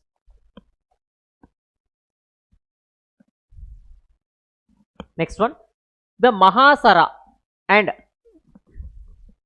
Pattanavadi or Pattanavadi, Mahasara and Pattanavadi in Vijayanagara Empire mean, right? So we will also split the terms here just for your idea. I am doing this. Okay. First one we will be seeing categories of land revenue officials. This is the first option. Designation of artisans and merchants. This is the second option. Types of irrigation works, and fourth one is temple endowment institutions. These are the four options given. Let us see the terms. Here Mahasara we will be dividing this term, and Pattanavadi or Pattanavadi. So Pattan, literally the word itself means a city or a town or urban area, right? So Pattanavadi means, especially if you people know, or if you people already have a good idea of what the books means, you already have seen the history, right? You have read the history. So in this context, if you have known in ancient India especially that, for example, a town or a urban area is being administered by a body called as municipal corporation today's context. But at that point of time, the city administration was in the hands of affluent people like merchants or traders. Was at that point of time in ancient India, if you even it is there in your R.S. Sharma also, in somewhere in this Mauryan Empire topic or Gupta empires, you will be seeing that especially the guild system used to exist for traders or artisans, and these guilds used to act as the administrative or corporate bodies for administration of towns. City administration was held in the hands of the people who are the members of the any guild system, and this guild related or belong to whom? Merchants or traders, businessmen especially, right? So in that context, if we see Pattanavadi or Pattanavadi, he is someone who is associated with business community, and he is associated with the administration of the town. So based on this context, if you can see here, which one will be the option? Yes, very related, but see, land revenue officials is someone who is related to government or the central authority directly. Yes, in the context of Pattanavadi, sometimes he used to act as a revenue collection person also, but it is not permanent. It is not a permanent function of this person. If someone who is a merchant or a trader, he will be looking after his business, and he will be looking after the administration of the city. Why administration of the city? I can also tell you that. Why? Because trade and commerce, especially goods, were brought out from outside into the city, and they were taken outside. They were taken out of the city from the city, within the city, right? The goods used to be exported out, and they used to be imported into the city and outside the city. In this context, if you can see here, especially city administration was confined in the hands of whom? Merchant or somebody which is related to the merchant organization or the business organization.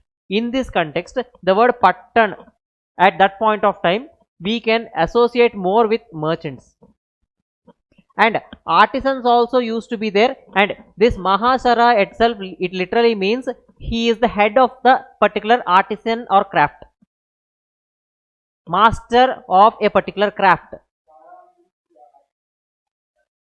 mostly, right? So roughly in these two terms you can more identify this term. Now you have known about this new term also, Mahasara. So in exams what happens is that oftenly new terminologies will be asked every year. Means not every year, at least 3 to 4 years you can see some new terminologies. Earlier in few years back, around almost in 2014 or 15, they have asked a term called as Mahattara and Pattakila. So that was there in your medieval India NCERT itself, right? Satish Chandra. So they were associated with the officials at the village level and the local level. Right. In these categories, terms or terminologies will be asked. Even in Sangam age also, terminologies has been very frequent and very new. So this will be important for you. So the option here will be B.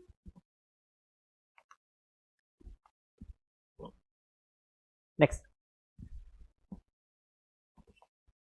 Followed by this chronology. Again, chronology has been asked. So coming into this, just simple understanding. If you can see this,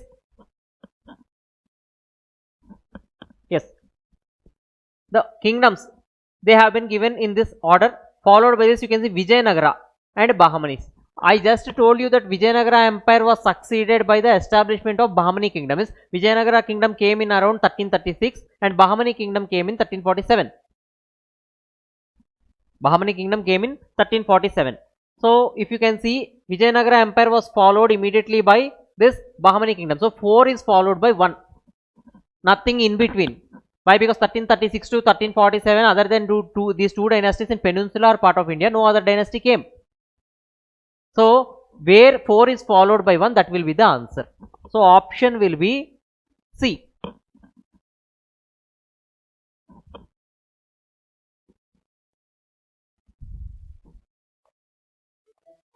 Based on chronology. Yes.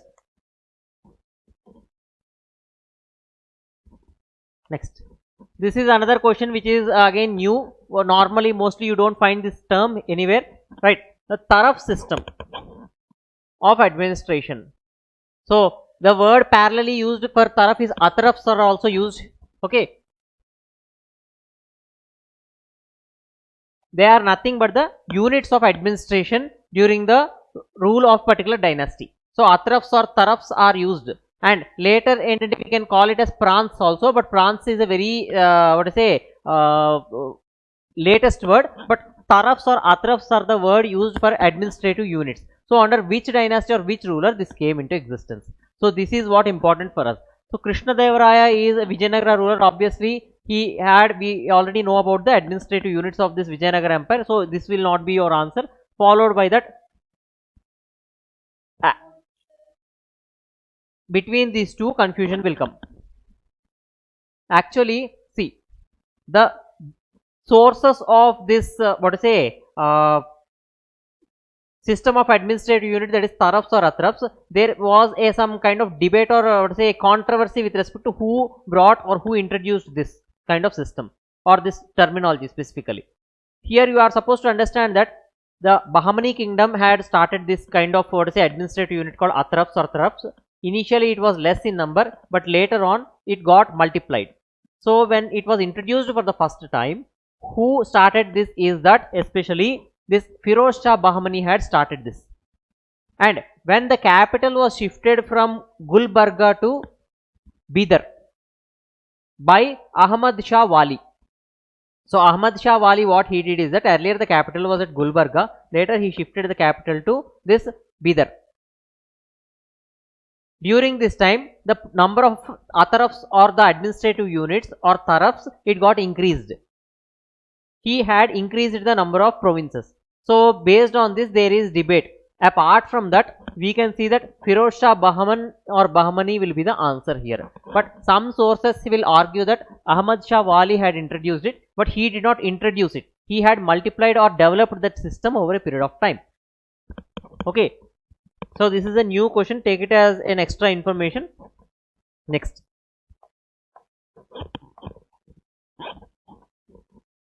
Thirty-fifth question. Vijayanagara paintings at Lepakshi and Hampi depict both religious and courtly themes.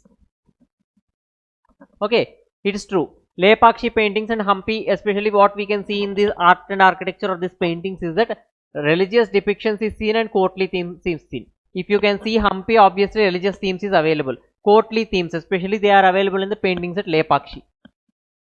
Right, royal court proceedings. Right. Next, reason. This is true. The Vijayanagara period witnessed the fusion of local and Persian styles in mural art.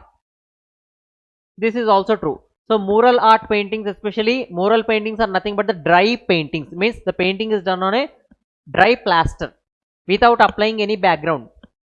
Mural and fresco paintings are there. Fresco paintings are wet paintings. But here we are speaking about the mural art, or this Vijayanagara period had patronized mural art, where we can see the infusion of Persian techniques or Persian style into the local tradition. So this is true. Why? Because already the influence of Persian or Arabs is seen in Deccan by that time because of the Islamic rule in India. So this will also be true. But is this the correct reason for A? This is what we are supposed to see now. See, here both A and R are true. See, Vijayanagara paintings at Lepakshi and Hampi depict both religious and courtly themes. But we are supposed to understand that Vijayanagara Empire witnessed the fusion of local and Persian styles in mural art. But this is not the correct explanation for this. Nature of painting. This is speaking about the nature of painting. Second statement. How the painting is. It means you are assimilating two kinds of styles, different kind of styles. It is speaking about the nature of type of painting here. But here we are speaking about the themes or diversity of the paintings or sculptures. Nature of paintings does not have any relation with the themes which has been or the diversity which has been shown in the assertion. If you understand this, okay. See, nature of paintings is shown here in the reason, and the themes of the paintings are shown in this assertion. Is this nature of paintings is justifying these themes or not? That is what you are supposed to see. The nature of paintings does not justify the themes. Religious and court themes are mainly because of the prevailing socio-politico and economic situations or environmental situations at that point of time. Socio-politico economic factors or the political scenarios prevailing at that point of time. See, when some painting is done with respect to particular scene, what it is depicting, either the political conditions at that point of time or the social conditions at that point of time. What? Okay, fine, right? So why it is showing, what it is showing? So you are seeing that local and Persian styles in mural art, nature of the painting is being shown, but it is not giving any kind of relation justifying the assertion. It is not justifying the assertion over there. So option will be, what is the option? B. R is not the correct explanation for A. If it is not clear, I can tell you again. Nature of the painting is shown in the reason, but diversity of the paintings is shown in the assertion. Nature of the paintings does not have any relation to the themes of the paintings, subject of the paintings. That's it. Next.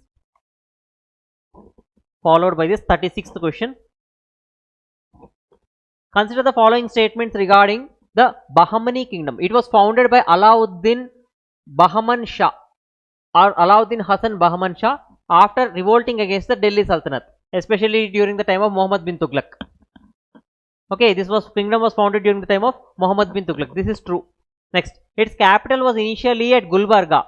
So the alternative name for this Gulbarga or the other name is Ahsanabad.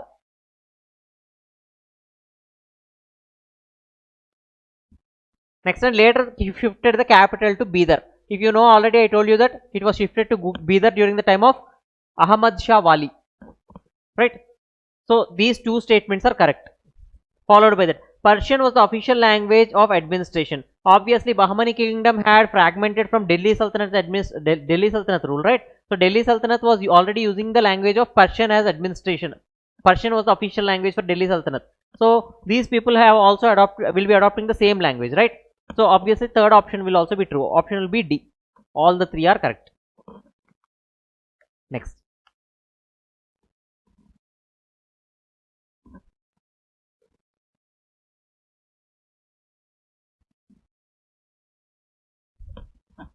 Assertion. The Bahmani and Vijayanagara empires patronized Persian and Sanskrit scholars respectively.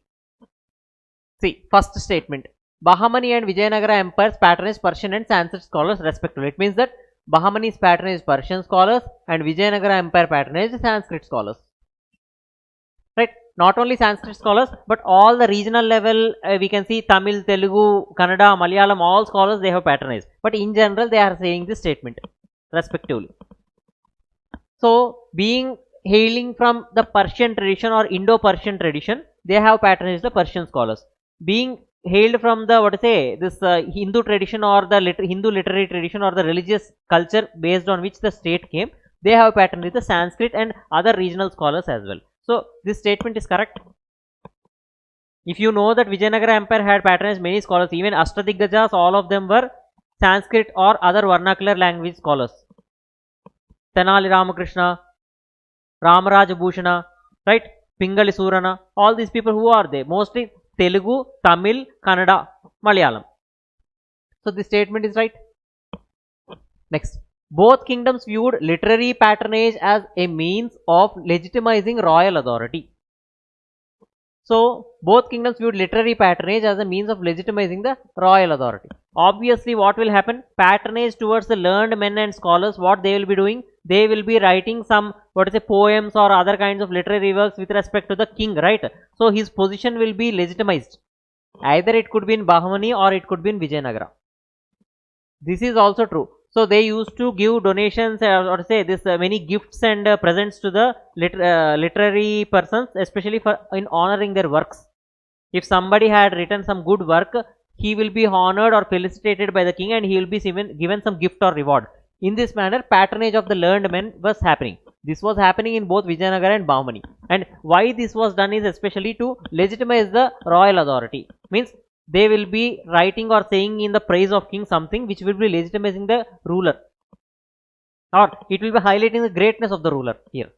So, other reason is also true, but there is connection between A and R or not. This is what we are supposed to see. Let us see very closely. So, the Bahmani and Vijayanagara empires patronized Persian and Sanskrit scholars respectively. However, we are supposed to see that both kingdoms viewed literary patronage as a means of legitimizing the royal authority. You rendu correct, but this reason will not justify or explain this assertion. Both did the same thing for legitimizing their authority, but that does not have any relation with patronizing a particular Persian scholar or a Sanskrit scholar. If this is a generalized statement, the rulers of this period, Vijayanagara period, had patronized scholars and చెప్పి ఒక statement ఇచ్చి, apart from that, both that say literary patronage of the rulers during this period was to legitimize the authority of the ruler అని చెప్పి ఇచ్చుంటే that could have been true. But here distinction has been shown in this statement. This Persian and Sanskrit scholars say, so scholar patronage is true to legitimize the authority of the ruler, but distinction in Persian, Sanskrit or any other language is not a criteria for that. Is it clear? So, these are very much keen observation should be made for this statement. Why? Because assertion and reason statements in themselves are very confusing, but you are supposed to understand that both statements are true, but the explanation or the reason for this assertion is not true. If you understand this, I think you are clear with this question, and maximum this statement could go wrong for any of the aspirant or the student in the exam.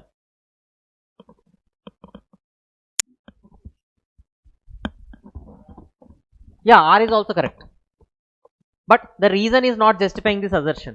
If here Persian and Sanskrit is done away with, or this Bahmani or Vijayanagara specific division is not there, that could have been true. Correct explanation could have been correct, but here this language distinction is making the reason wrong for the statement. Next,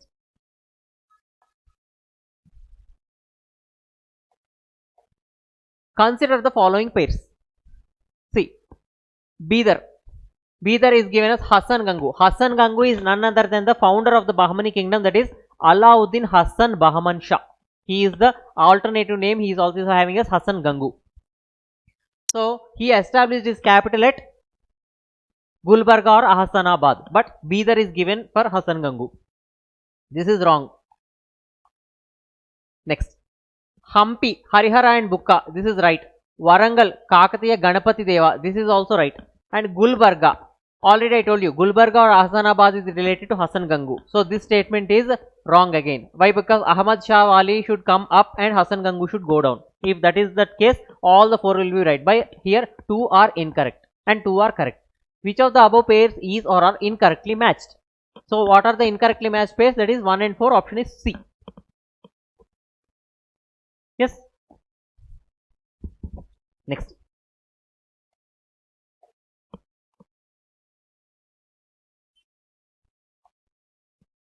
With reference to the work Amukta Malyada, consider the following statements. So this is with respect to this work called as Amukta Malyada. It was composed by Krishna Devaraya. It was composed by Krishna Devaraya, right? In Telugu. This is true. Krishna Devaraya composed this work in Telugu itself. The work narrates the story of Andal, a Tamil Alvar saint and a devotee of Vishnu. So normally we are supposed to see that, especially this is a very unique question. Why? Because when somebody says about Amukta Malyada, most of the people know that it is a political work related to the administrative aspect or the social conditions of the empire at that point of time. Why? Because Krishnadevaraya had himself authored that work. It was related to some political statecraft. This was known to everyone. But apart from this, this is a minor part of the work. But major part of the work includes this story. This normally not known to anyone, so it is mostly the people can make this statement wrong. And it provides valuable insights into the contemporary administration and social life during the Vijayanagara period. It is also true. So this is known to everyone, but this was not known to. This is an exception. So the answer will be D.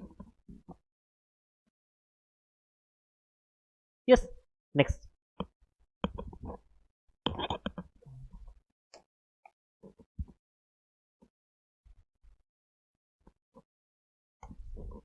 Fortieth question. The Vijayanagara style of architecture reached its zenith under Krishna Devaraya. Means it reached its perfection or peaks.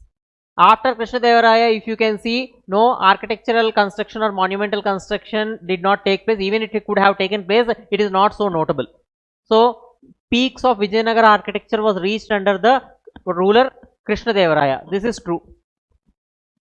Next, construction of Vittala and Hazararama temples reflect maturity in planning and sculpture under Devaraya too. So here we are supposed to know which temple was constructed by whom. If you people know this, this can go right, else this will go wrong. See, this Vittala Swami temple or Vittala temple was constructed by Devaraya too, but Hazararama temple which was there, it was not constructed by Devaraya too, it was constructed by Devaraya 1. So as a result, here we can see that A is true, but R is false. Yes. Next.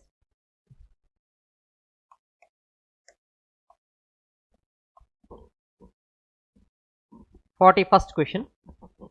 Consider the following statements regarding the Mughal Empire. Babur introduced gunpowder and artillery in Indian warfare.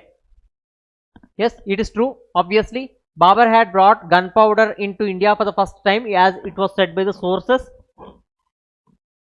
This is true. Followed by Humayun established the city of Deenpanna near Delhi. So he had laid the foundation for a city called as Deenpanna. He started its construction, but he could not complete it. That is a different issue. However, the city was established by Humayun. This is also true. Next, Sher Shah Sur reorganized the currency system later adopted by Mughals.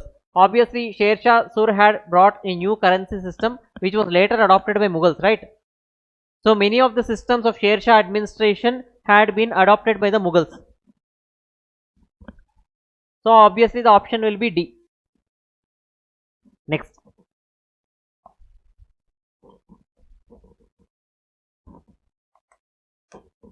The term Mansab in Mughal administration referred to. So this is very simple question. It is related to the Mansabdari system, if you know. So Mansabdari system and Jagirdari system, in this the word Mansab means a rank, especially the rank was in the form of, it is a rank given to a person in the Mughal hierarchy. Yes. A military rank and civil office combined.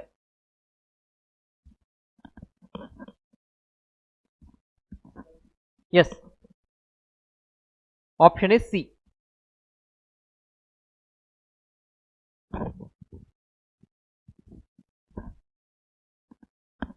Hereditary grant of land, it is nothing but a, means either it is hereditary or not, to say non-hereditary, that is called a land grant, is called a Jagir here.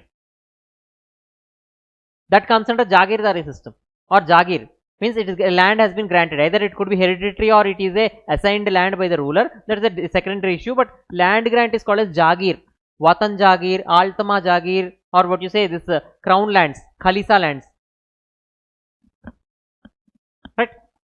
Next, assertion. Akbar's policy of sul-e-khul.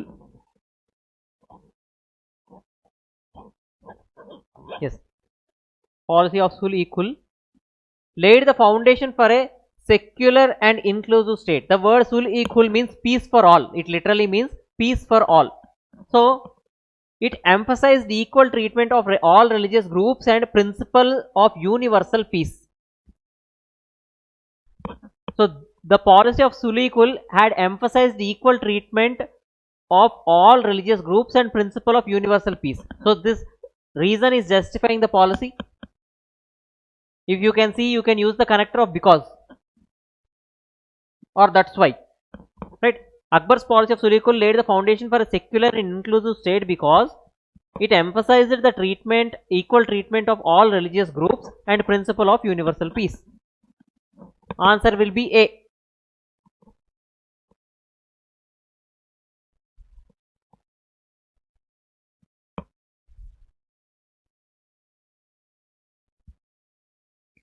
Next,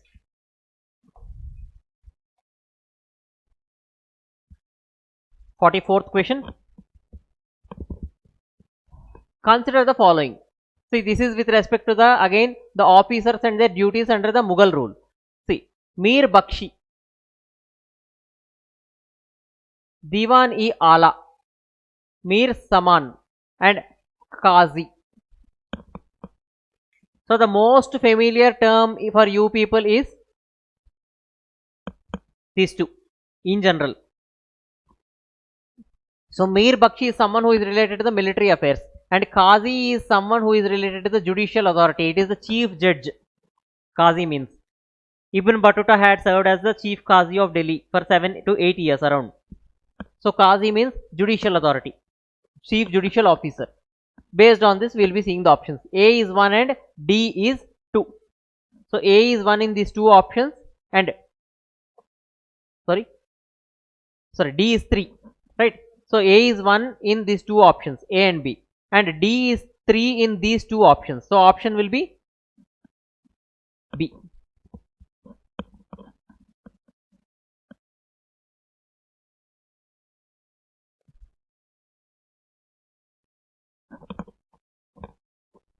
Next,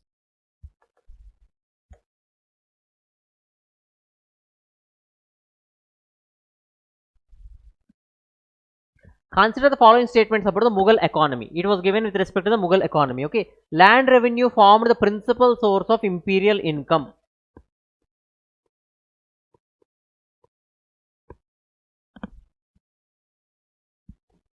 No doubt, land revenue was the main source of income for both ancient and medieval India, even during the modern India until the British went. The Zabt system was introduced during the Akbar's reign. So, Todarmal Bandobast system or Zabti system, this was the term used alternatively. It was actually started during the time of Sher Shah, but later it continued under the rule of Akbar with modifications. Next, the Raitwari system replaced the Zabt system under Shah Jahan.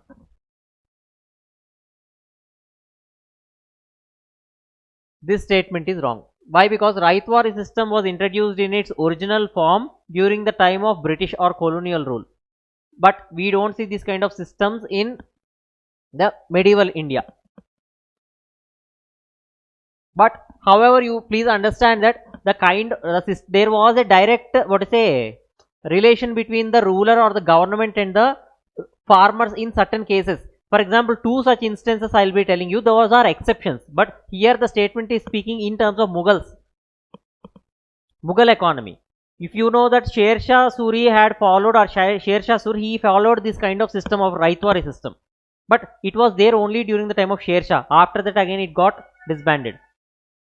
He issued a agreement and a deed with the farmers saying that you are supposed, this is your land and you are supposed to give revenue to the state. So direct link has been established. In that manner we can see Raitwari system has been seen here. But, and again the same kind of system or similar kind of system had been followed by Tipu Sultan. In between middlemen or the zamindars or the revenue collectors, all those things have come down or they have been narrowed down. Maximum up to one level has been there, or mostly and the state had direct relation with the cultivator in terms of Tipu Sultan as well. But here you are supposed to understand Mughal economy has been asked. We are supposed to speak in terms of Mughal economy. Right. So this was not true. How many of the statements given above is or are incorrect? What is incorrect? Only one statement is incorrect. Next.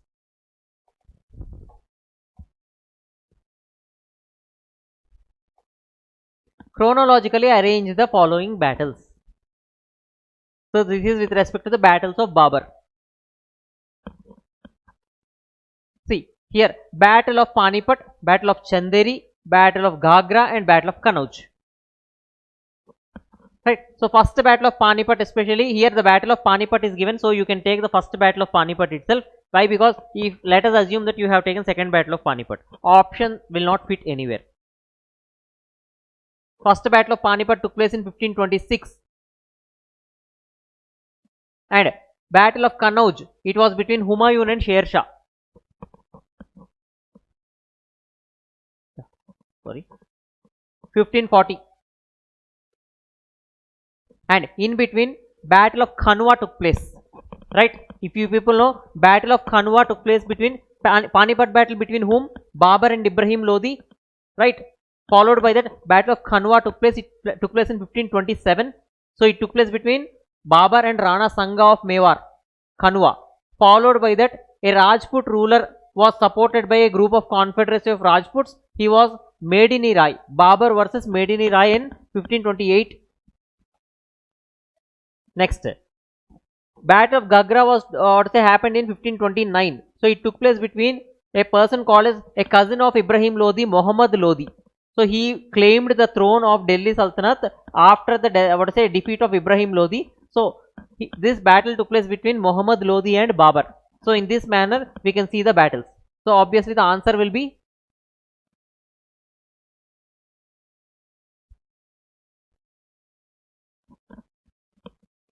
yes. Next.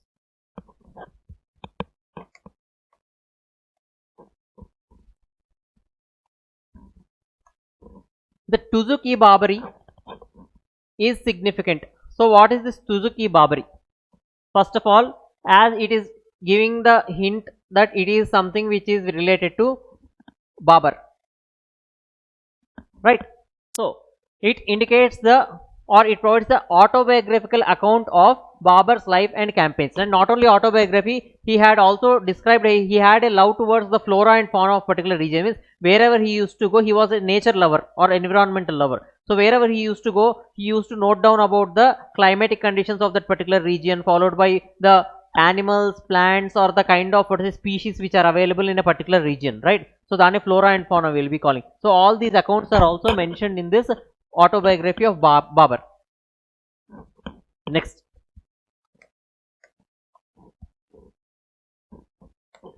Assertion and reason again. Jahangir was known for his naturalistic paintings. See here, naturalistic paintings and love of portraiture. So portrait paintings have started, or it reached very, it speaks during the time of this Jahangir. And Jahangir had a love towards nature. So he used to depict mostly flora and fauna, all these animals, plants, natural characteristics or nature related aspects have been portrayed more in the paintings of Jahangir. But that's why we can see naturalistic painting and portraiture. So this is true. Next, he encourages the artist to focus on flora, fauna and realism in painting. That's what just I told you right now. So obviously R will be the correct reason, or this point is also true, and this explains A. Naturalism means what? Flora and fauna, nature. So option will be A. Next, which of the following buildings is not situated in Fatehpur Sikri? So either it could be Fatehpur Sikri, Agra Fort. There are some group of monuments within that fort. In this we are supposed to see that especially Moti Masjid is not situated in the Fatehpur Sikri. Rest all the buildings are situated in the Fatehpur Sikri. And this Mariam Uz Zamani Palace or Mariam Palace is also called as Jodhabai Palace. Right?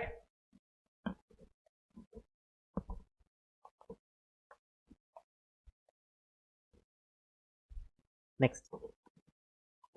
Consider the following statements about the Mughal paintings. They have asked about the Mughal paintings. Akbar's atelier included both Persian and Indian artists.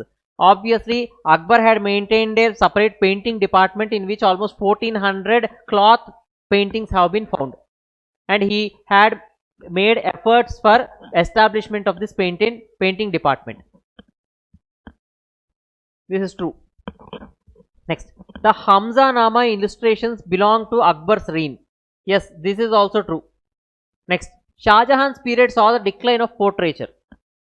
See, Shah Jahan period did not see any decline of portraiture. The portrait painting have been concluded, but the naturalism had got somewhat decreased, and the realism or formal issues, and means during the time of Jahangir we can see the court paintings were less. Naturalistic paintings or realistic paintings were more, but court scenes and formal occasions or meeting the emperor, courtly scenes dominated during the time of Shah Jahan. Means Shah Jahan used to be in the court and somebody came to meet him. This kind of paintings have been done, though naturalism also prevailed. But the level of naturalism which was there during the time of Jahangir, it got decreased, and realism was there, but courtly scenes had increased in number during the time of Shah Jahan. Is this clear? So this will, the option will be, this third option will be wrong. Why? Because portraiture did not decline.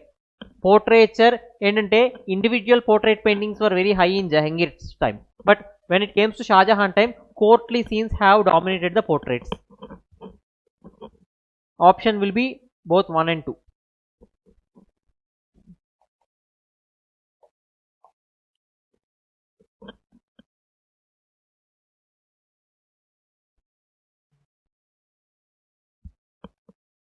Next, Fatehpur Sikri complex reflected Akbar's architectural vision by combining, especially Fatehpur Sikri. So that is very much famous for what to say. Why? Because Akbar had made a huge contribution to this Fatehpur Sikri complex. So what are the elements which can be seen in this Fatehpur Sikri especially? So obviously Rajput architecture had dominated Fatehpur Sikri, no doubt. So Hindu elements or Rajput elements. Apart from that, it was combined with which kind of elements? Persian elements.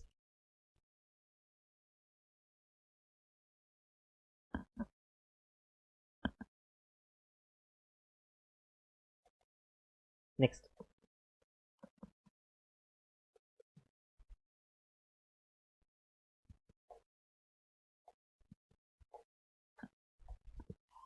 Shah Jahan's reign is regarded as the golden age of Mughal architecture. True. Why? Because most of the architectural monuments or monumental structures in India you can see during the time of Shah Jahan itself. Followed by that reason, extensive use of white marble and pietre dura inlay work reached perfection under him. So this is one statement which you people will be generally knowing. Why? Because the use of white marble got increased until Akbar. We can see that especially, yes, until Akbar we can see especially what use of red sandstone was dominant in constructions. But here we don't see any kind of white marble, means white marble until Akbar's time. But after Akbar we can see that Jahangir followed by that Shah Jahan came. During the time of Shah Jahan, the use of white marble got increased, and pietre dura technique means embedding precious gemstones in the walls or the buildings especially, it got to be extensively used under Shah Jahan. Even the peacock throne of Shah Jahan was having precious stones embedded or studded in it. Right? So this is true. and this reason is explaining why it has reached a golden age of architecture, Mughal period. So option will be A. Next, the decline of Mughal empire during the 18th century was primarily due to, obviously this is a very simple question, over centralization of administration is true, right? Next, religious intolerance of Aurangzeb, followed by that weak success and fiscal strain. Because of wars by Aurangzeb, what happened? It drained the treasury, especially the conflict between Aurangzeb and the Marathas under Chhatrapati Shivaji, right? So this drained. Obviously the option will be all the above, right? Next,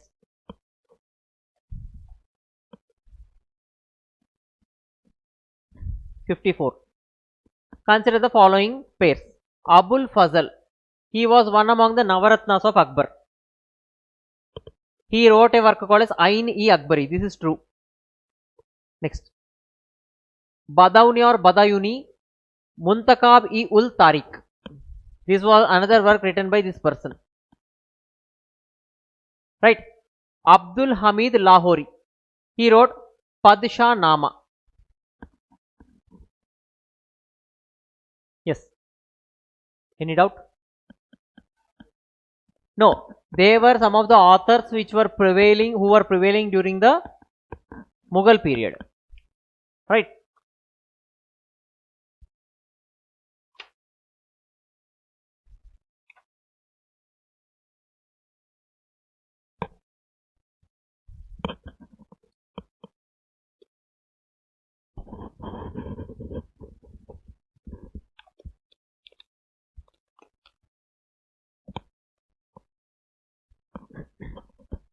So what is the answer for this?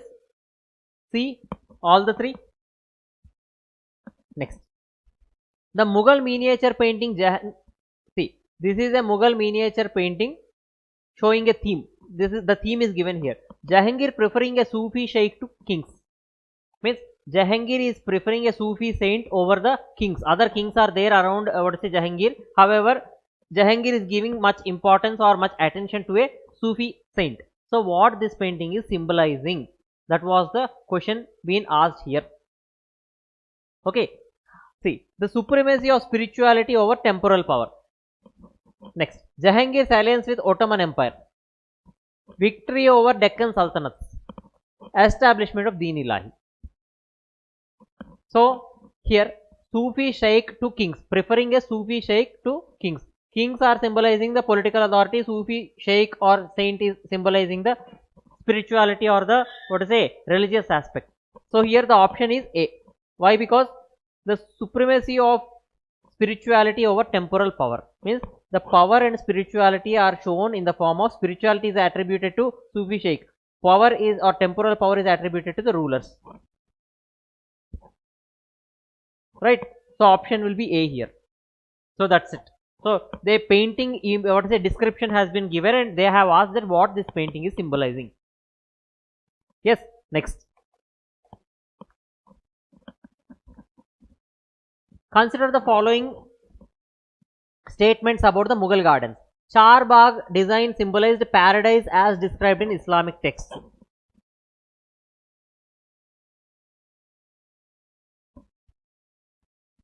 Right. So the Char Bagh type of gardens, especially, they have been brought into India by Babar actually. Right. So this is true, and mainly this was symbolizing the, actually they have mentioned a place called as heaven. So in terms of heaven, they will be mentioning in Islamic texts as Jannat. So that was attributed to this Char Bagh design. So this tradition has been brought from Persia, this kind of gardening layout. Okay, so that was regarded as paradise or Jannat by Babar. So it was also mentioned in Islamic texts and he characterized that as Char Bagh. Bagh means nothing but gardens, right?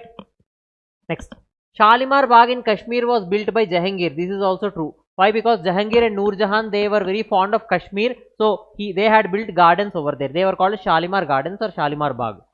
Next, the garden of Humayun tomb followed similar layout. Yes, Humayun tomb was the first monument which we can see during this period. So this is also true and option is D. Next,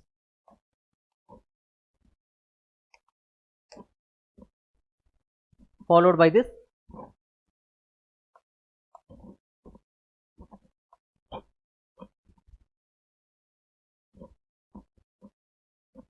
Consider the following statements regarding Bhakti saints.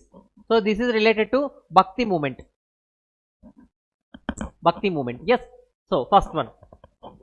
Nayanars were devotees of Vishnu, while Alvars were worshipped Shiva.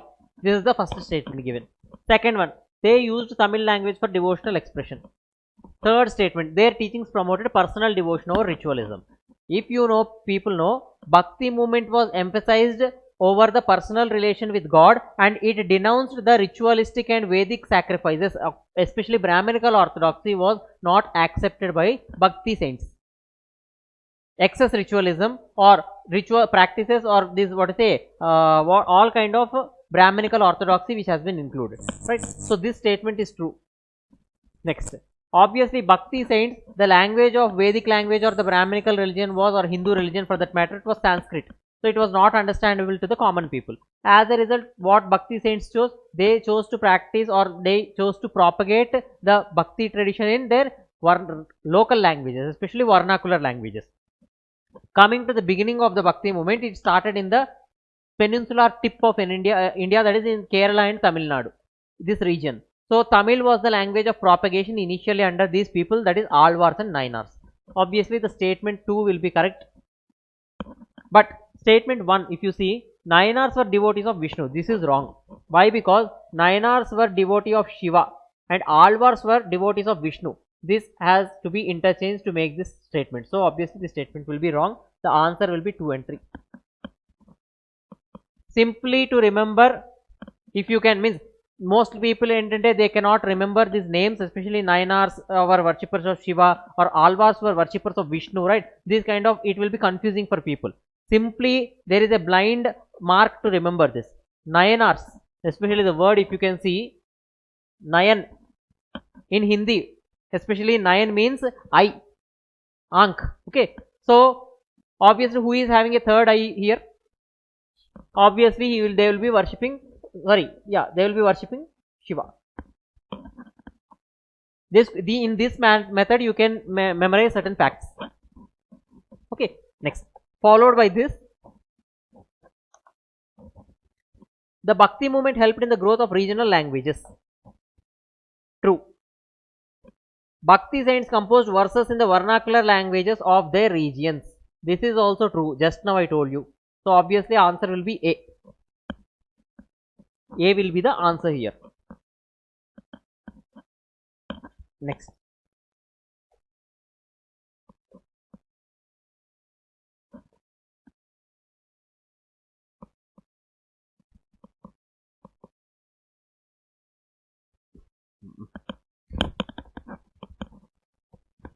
Match the following Bhakti saints with their works. So Tulsidas had written Ramcharitmanas. This is true, right? Next, followed by Surdas wrote Sur Sagar and Sur Saravali. Okay, so which language? And Mirabai wrote bhajans or kirtans on Krishna, followed by that Narsingh Mehta. Narsingh Mehta belonged to, just I am telling you, Narsingh Mehta belonged to Gujarat, right? And he was regarded as the Adi Kavya, or the first poet of Gujarati literature at this point of time. Okay, next, Mirabai hailed from Rajasthan, and Surdas especially UP, followed by that Tulsidas also from the same region. We can see the Ramcharitmanas composition, right? So Surdas had used Braj Bhasha and Tulsidas had used Avadi language, right? So this language has become important again. Why? Because vernacular languages, even within the Hindi also many dialects got developed. Among them this Avadi, Braj Bhasha, Bhojpuri, in this type many languages or many dialects came. Among them Tulsidas had used Avadi language, Surdas had used Braj Bhasha, which both of them are dialects of Hindi. Okay, next. So the answer will be C.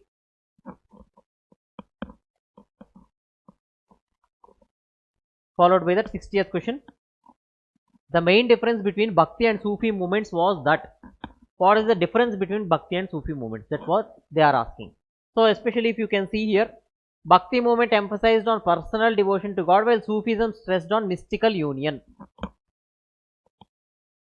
But Bhakti movement did it focus on devotion, personal devotion to God?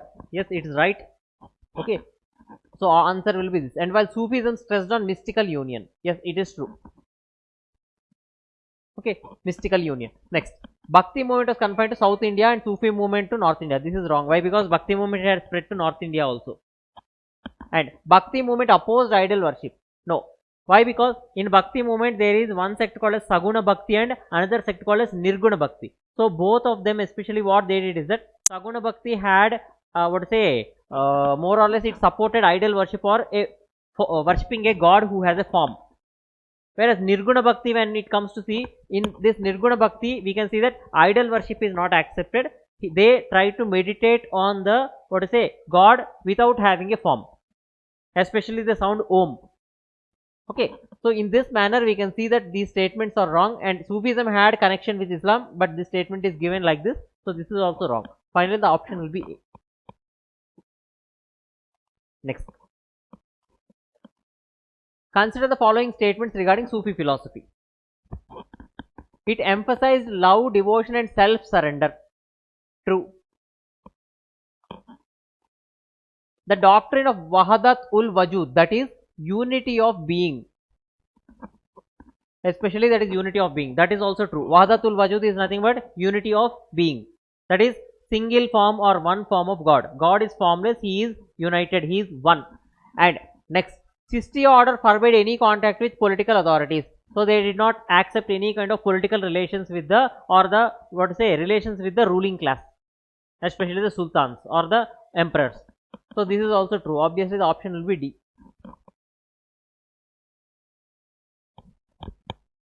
Next,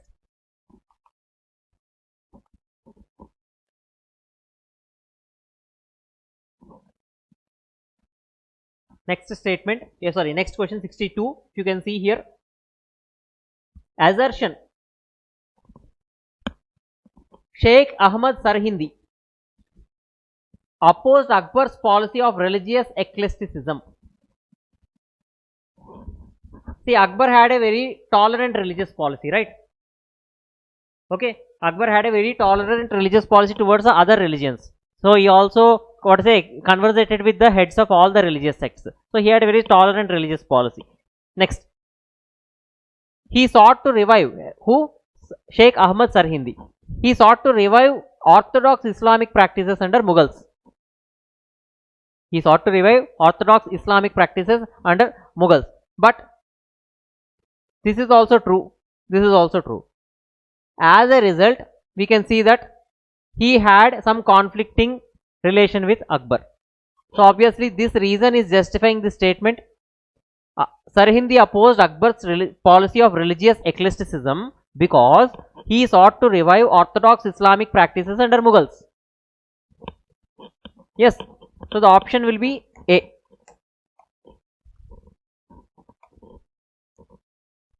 Next, consider the following pairs. Guru Nanak Dev or Guru Nanak Dev. He was the founder of Sikhism. So this Sikhism was mainly based on Nirguna Bhakti, where a formless God is worshipped. Means especially the teachings of Guru Nanak have been compiled over a period of time, and that teachings or that verses were recited in this Gurudwaras, and they are worshipping a formless God. Right. So this is true. Followed by that, Guru Arjun Dev. He compiled Adi Granth, especially the teachings of Guru Nanak have been compiled in the work called as Adi Granth. Right. Next, Guru Gobind Singh, he was the last Sikh Guru, and he created Khalsa Panth. It means organizing the Sikh religion on military lines especially. So all the three are true here. Next,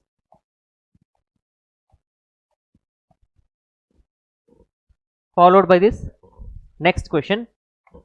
The Langar institution introduced by Guru Nanak aimed at, first one, see, distributing alms to the poor, training Sikh soldiers, followed by propagating monastic life and providing free community kitchen and promoting equality. It means especially the people of the lower classes, they were not allowed to be mingled with the upper strata of the society. Means caste discrimination was there among the lower strata of the society. So as a result of this, what you say, there were social inequalities. So Guru Nanak tried to do away with the social inequalities by setting up an institution called as Langar. In this institution, what happens is that the people from the lower strata of the society or the lower castes, they used to come and cook the food, and everybody are supposed to accept this food who are part of this religion or Sikhism. Right. So this is the kind of institution developed by him. Next. Consider the following statements. Kabir criticized both Brahminical orthodoxy and Islamic formalism. Yes, true. His verses are compiled in Bijak. So Bijak is a compilation of Kabir's dohas. So his verses or his hymns were called as dohas or sakis. Right. So they were compiled in a work. It is named as Bijak. This is also true. He accepted the caste system as divinely ordained one. No, this cannot be the answer. Why? Because Bhakti saints, especially Kabir, he did not accept this caste system, and he said that these are created by humans, and for God, each and every creature on the planet, either it could be a human or animal or any other creature on this planet, they are equal for God. Next, which of the statements given above is or are correct? So if we can see, the 1 and 2 is the answer, that is option B. Next, the term Zawiya in Sufi tradition refers to. So especially the answer here is that B, a Sufi center, a center for Sufi instruction and meditation. This is a more localized center, Zawiya, and the higher version or upgraded version of this Zawiya is Kanka.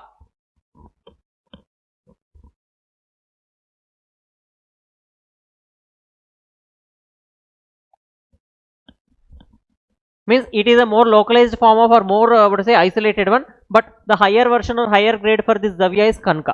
Kankas are the places where these people used to meet and they used to give instructions, or where the teacher will use to teach the disciple. Peer Murid relationship, which we have emphasized in Sufism. Right, Murid will be coming, or this Murshid or Murid, whatever you will be calling. Right, Peer was the teacher and Murid was the disciple, and Peer will be teaching or giving instructions or imparting knowledge to the Murid. Murid is disciple. Next question. With reference to the Indo-Islamic architecture, consider the following statements. The arc and dome were structural innovations brought from Asian. The arc and dome were structural innovations brought from West Asia. This is true. Why? Because true arch and dome, especially, they were the result of the Islamic architecture. Okay. Next, use of calligraphy replaced human figures, as it is forbidden to use human figures and animal figures in Quran scriptures. According to Quran, so calligraphy has been used. And a true arch construction was not known in India prior to Islamic rule. Not known. It's not known actually. True arch was brought only after the Delhi Sultanate rule has started in India. This is also true. Option will be D.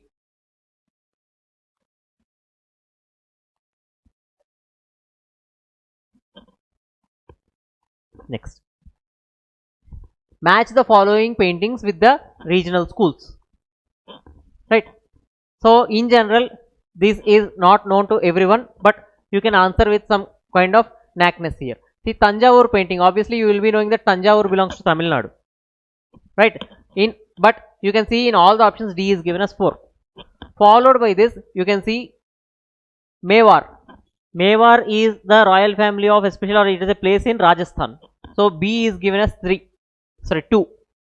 So where B is 2 here in the entire options, C. So the option will be C. So Kangra belong to Himachal Pradesh and Pahari is Jammu region. Pahari painting. Next, 69. Ragamala paintings depict musical modes through visual symbolism. Okay, so musical modes through visual symbolism. And each raga was personified with specific emotions and deities in art. See, first statement, coming to the first statement, if you can see, Ragamala paintings, especially musical modes with visual symbolism, means normally there will be a music for a particular kind of emotion. If you can see a sad scenario is going on, some kind of music will be played. If you will be seeing in the movies, right, a sad scenario is going on, one kind of music will be coming. Or if a happy mood is going on, one kind of music will be coming. In this manner, we know in general happiness and sadness are few emotions, but there are many other emotions as well. So for each and every kind of emotion, a particular kind of, what to say, music will be there, or a kind of background music what we will be seeing in general. So in this manner, we can see Ragamala paintings, especially these musical modes, whichever they are there, they have brought into the scenarios or themes of the paintings through human personification. Means they are trying to depict the musical notes or modes based on the mood or the depiction or scenario of a painting. Especially, let us assume that somebody has died, that was depicted in the painting of Ragamala. It means a sorrow scenario. So that kind of emotion had been visualized in symbolism. But if it is in music, that is what we hear. But the same kind of thing got visual representation in the painting. Example, each raga was personified with specific emotion. That's what I told you. And deities in art. For example, fierce form of Shiva or happy form of Shiva.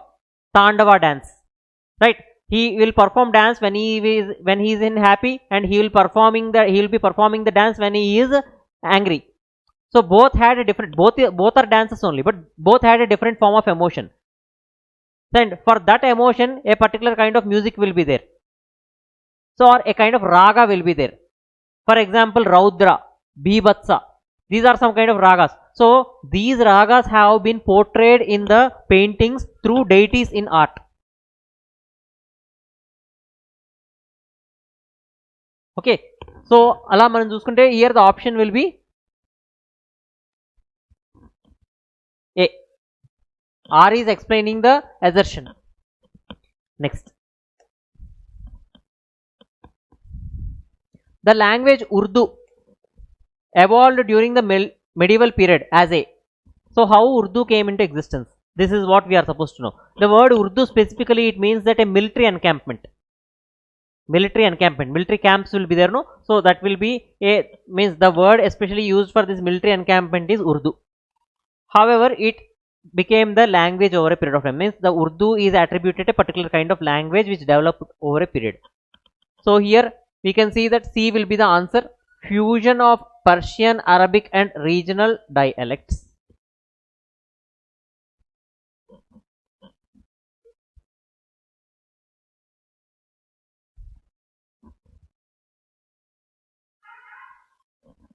Okay, next.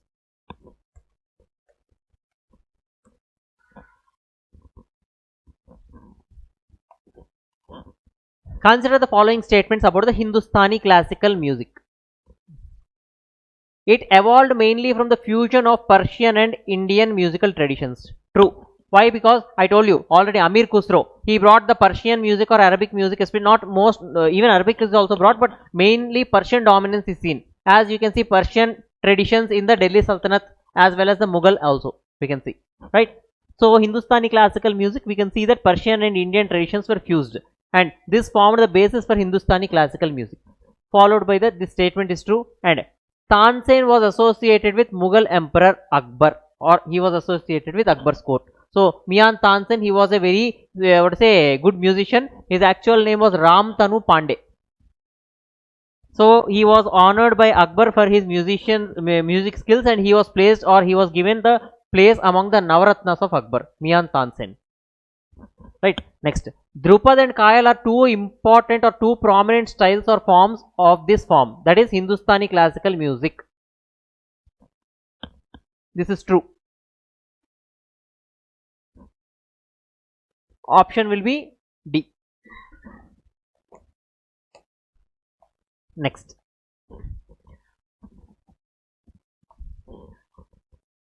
the Bada Imambara at Lucknow is notable for. So this is an architecture, okay, monument. Bada Imambara at Lucknow is notable for which of the following features? So here the option is, this is a very factual question. If you will read, you can attempt this, else you cannot attempt this. So especially it was mainly important for large vaulted hall without pillars. So it is not having any kind of support, but it had a very huge hall without any kind of support. So a different kind of technology has been used here. Not rocket, but they have used some other technology where we can see that without the support is very less. We don't see any kind of much support, but they have used such kind of technique where a vaulted hall without any support of pillars have been built, and that forms the example for Bada Imambara at Lucknow. Next, consider the following pairs. Abdur Rahim Khanan. He was one of the Navaratnas of Akbar's court, and he had authored or he had translated this Tuzuk-i-Babur into Persian. Malik Muhammad Jaisi, he was the author of Padmavat. Obviously this is also true, and these are very factual questions, okay. Abul Faizi, he was the brother of Abul Fazl. Both were the Navaratnas in Akbar's court again. So Abul Faizi had translated, or he was responsible for the translation of Sanskrit works into Persian, and many Sanskrit works have been translated by Abul Faizi, and later on we can see that especially this kind of work has been done by Dara Shikoh, a son of Shah Jahan, or the eldest son of Shah Jahan. So he presided as the head of this translation department. This is also true. So option will be C here.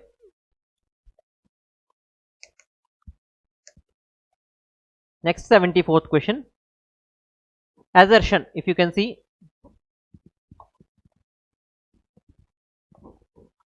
The 17th century Deccan saw a distinct style of miniature painting. It means the 17th century we can see that paintings has got a distinctiveness or difference in Deccan. Reason, the migration of Mughal trained artists led to the fusion of Persian and local Deccani styles. Is the reason being supported by the, what to say, is the reason is supporting the assertion or not? The 17th century Deccan saw a distinct style of miniature painting because the migration of Mughal trained artists led to a fusion of Persian and local Deccani styles. Why?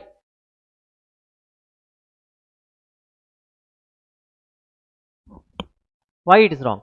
See, 17th century. Obviously, you can see there was some decline in the artistic activities after the assumption of Aurangzeb. Okay, so during the 17th century, what happened? Almost no, Mughals declined in the 18th century. 1707, death of Aurangzeb. 16 to 1700, 17th century. After Jahangir, we can see Shah Jahan came to rule, and during the time of Shah Jahan, there was agrarian distress actually. So during this time, the patronage got reduced, means it started to slowly decline. And after Aurangzeb, we can see after Aurangzeb came to reign, it got much more decline.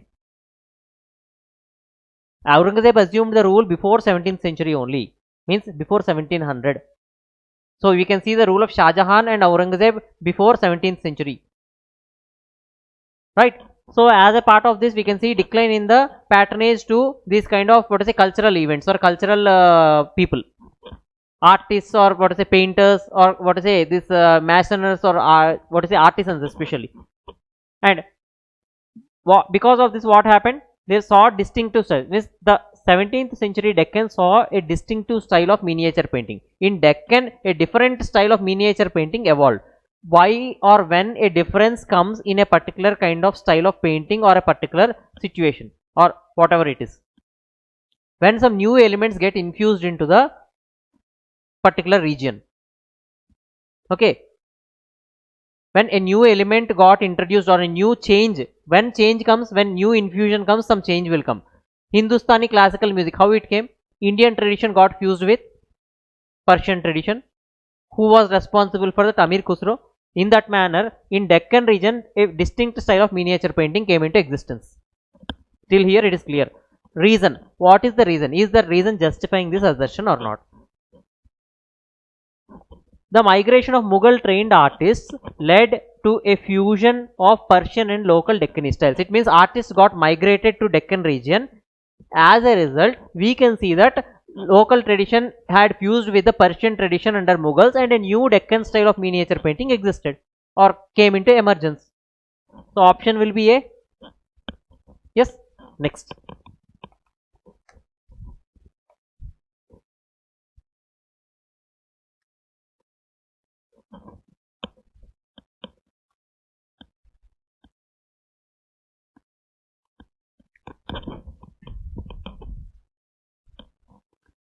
With reference to Persian literature in medieval India, consider the following statements. Okay, so Persian replaced Sanskrit as the language of administration under Delhi Sultanate. Is it true or not? Until Delhi Sultanate came, what was the official language of the ruling elite? It is Sanskrit, right? Yes. What was the language of the ruling class or elite?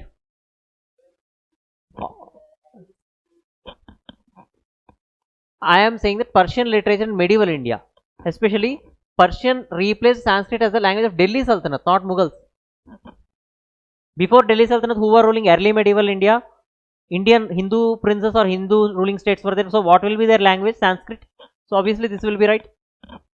Later that Sanskrit was replaced with Persian. Yes. Next. Shahnama inspired the historical chronicles of Indo-Persian writing. This is also true. It is a very factual point.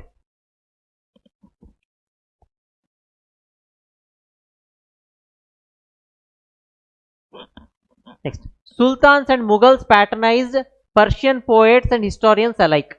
Obviously, both had patronization towards Persian. Though Mughals hailed from Turkish origin, due to their association with Iran, as Humayun had took shelter in Iran for a certain period of time, almost 10 to 15 years, right? So as a result of this, what happened? Persian became the official language of Mughals, and Persian culture has been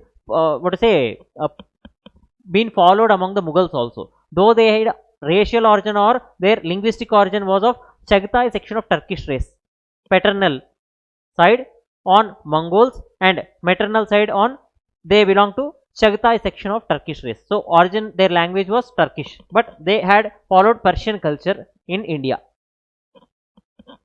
So option will be here. Next.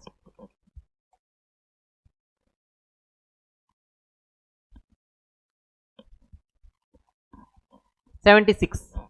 With reference to Babar, consider the following statements. Tuziki Babari is an autobiography. Tuziki Babari, an autobiography, was written by Babar in Persian. No. Why? Because just now in the previous questions only I told you that Abdur Rahim Khani Khanan had translated Tuziki Babar into Persian. Babar home language or original language was Turkish, and he wrote the book in Turkish, and this was translated into Persian by Abdur Rahim. Okay, so this statement is wrong.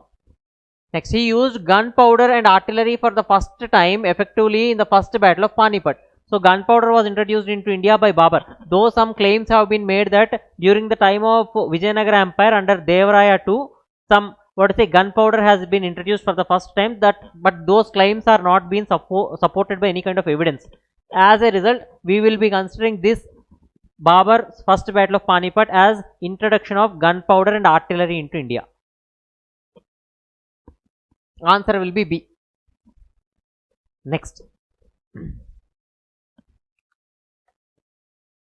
Match the following art forms with their characteristics. See, Mughal painting. In the Mughal painting, they have given that first one is realism and naturalism. So already we have just seen in the previous questions that naturalism prevailed in the Jahangir's painting. Realism also prevailed under Shah Jahan. Right? So both are the features of Mughal painting. This is true. This pair is correctly matched. Rajput paintings, obviously Rajputs were following Hindu culture and Hindu traditions. So especially Ramayana and Mahabharata epics, and especially the tales of Radha and Krishna. So obviously mythological and romantical themes. Option 2 is also correct, or the B pair is also correct. Followed by that Deccan painting, rich colors and Persian influence. As you can see that I told you in the previous question only, you also have already seen assertion and reasoning. What you have seen already. So Persian, the artists especially, they have migrated from north to Deccan in the 17th century. So as a result, what will happen? New infusion took place, and Deccan painting, what we can see is that rich colors and Persian influence is seen in Deccan paintings. And surprisingly, if you can see, the subjects are diversified in Mughal painting, but unfortunately the color palette is dull, means bright colors were absent in the Mughal paintings, but in Deccan style of paintings we can see bright colors were there. The difference between the color palette of the Mughals and Deccan paintings. So option will be here A, 1, 2 and 3. Yes, next.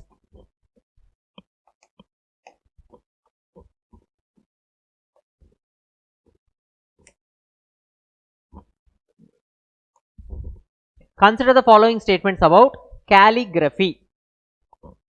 So calligraphy is related to handwriting or writing style, right? If you open the MS Word document, you will be seeing different kinds of fonts, right? In that manner only calligraphy is there at that point of time also, and you can see the statements are with respect to the calligraphy or the writing styles. And the Nask or Nastaliq styles were popular during Mughal period. Yes, this style is very popular, especially in Nastaliq. Next, calligraphy adorned the monuments as well as manuscripts. Obviously, when it is calligraphy, what you will be seeing? Handwriting or writing style. Where you will be seeing that? In manuscripts only. Apart from that, they have employed this calligraphy in monuments also. Why? Because they wanted to, beautify the monuments, but human and animal figures are not to be used according to the Islamic scriptures. So what they have used? They have used the Quranic verses in the form of calligraphy. Next, Jahangir prohibited calligraphy ornamentation in buildings. No, if they prohibit calligraphy, the buildings can never be beautified. Option will be B, 1 and 2.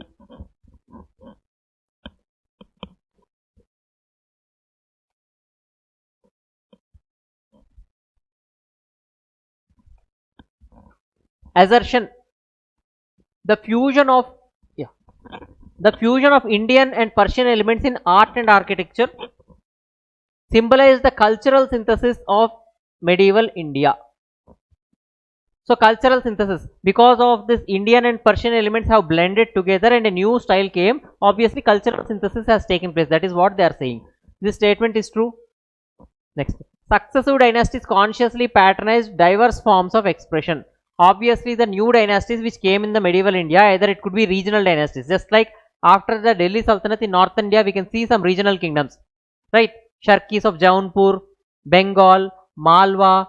In this manner we can see different, Gujarat for that matter. In this manner we can see diversified kingdoms came, and every region had patronized a different style. Either it could be in terms of literature, either it could be in terms of architecture or paintings as well, right? Next, successive dynasties consciously patronized diverse forms of expression. So obviously what will be the answer here? A. This reason is justifying this assertion. Cultural synthesis takes place due to the blending of new elements or infusion of new elements multiple number of times. More cultural enrichment happened due to more cultural enrichments or fusions. New features have been introduced again and again in the same tradition over a period of time. Yes.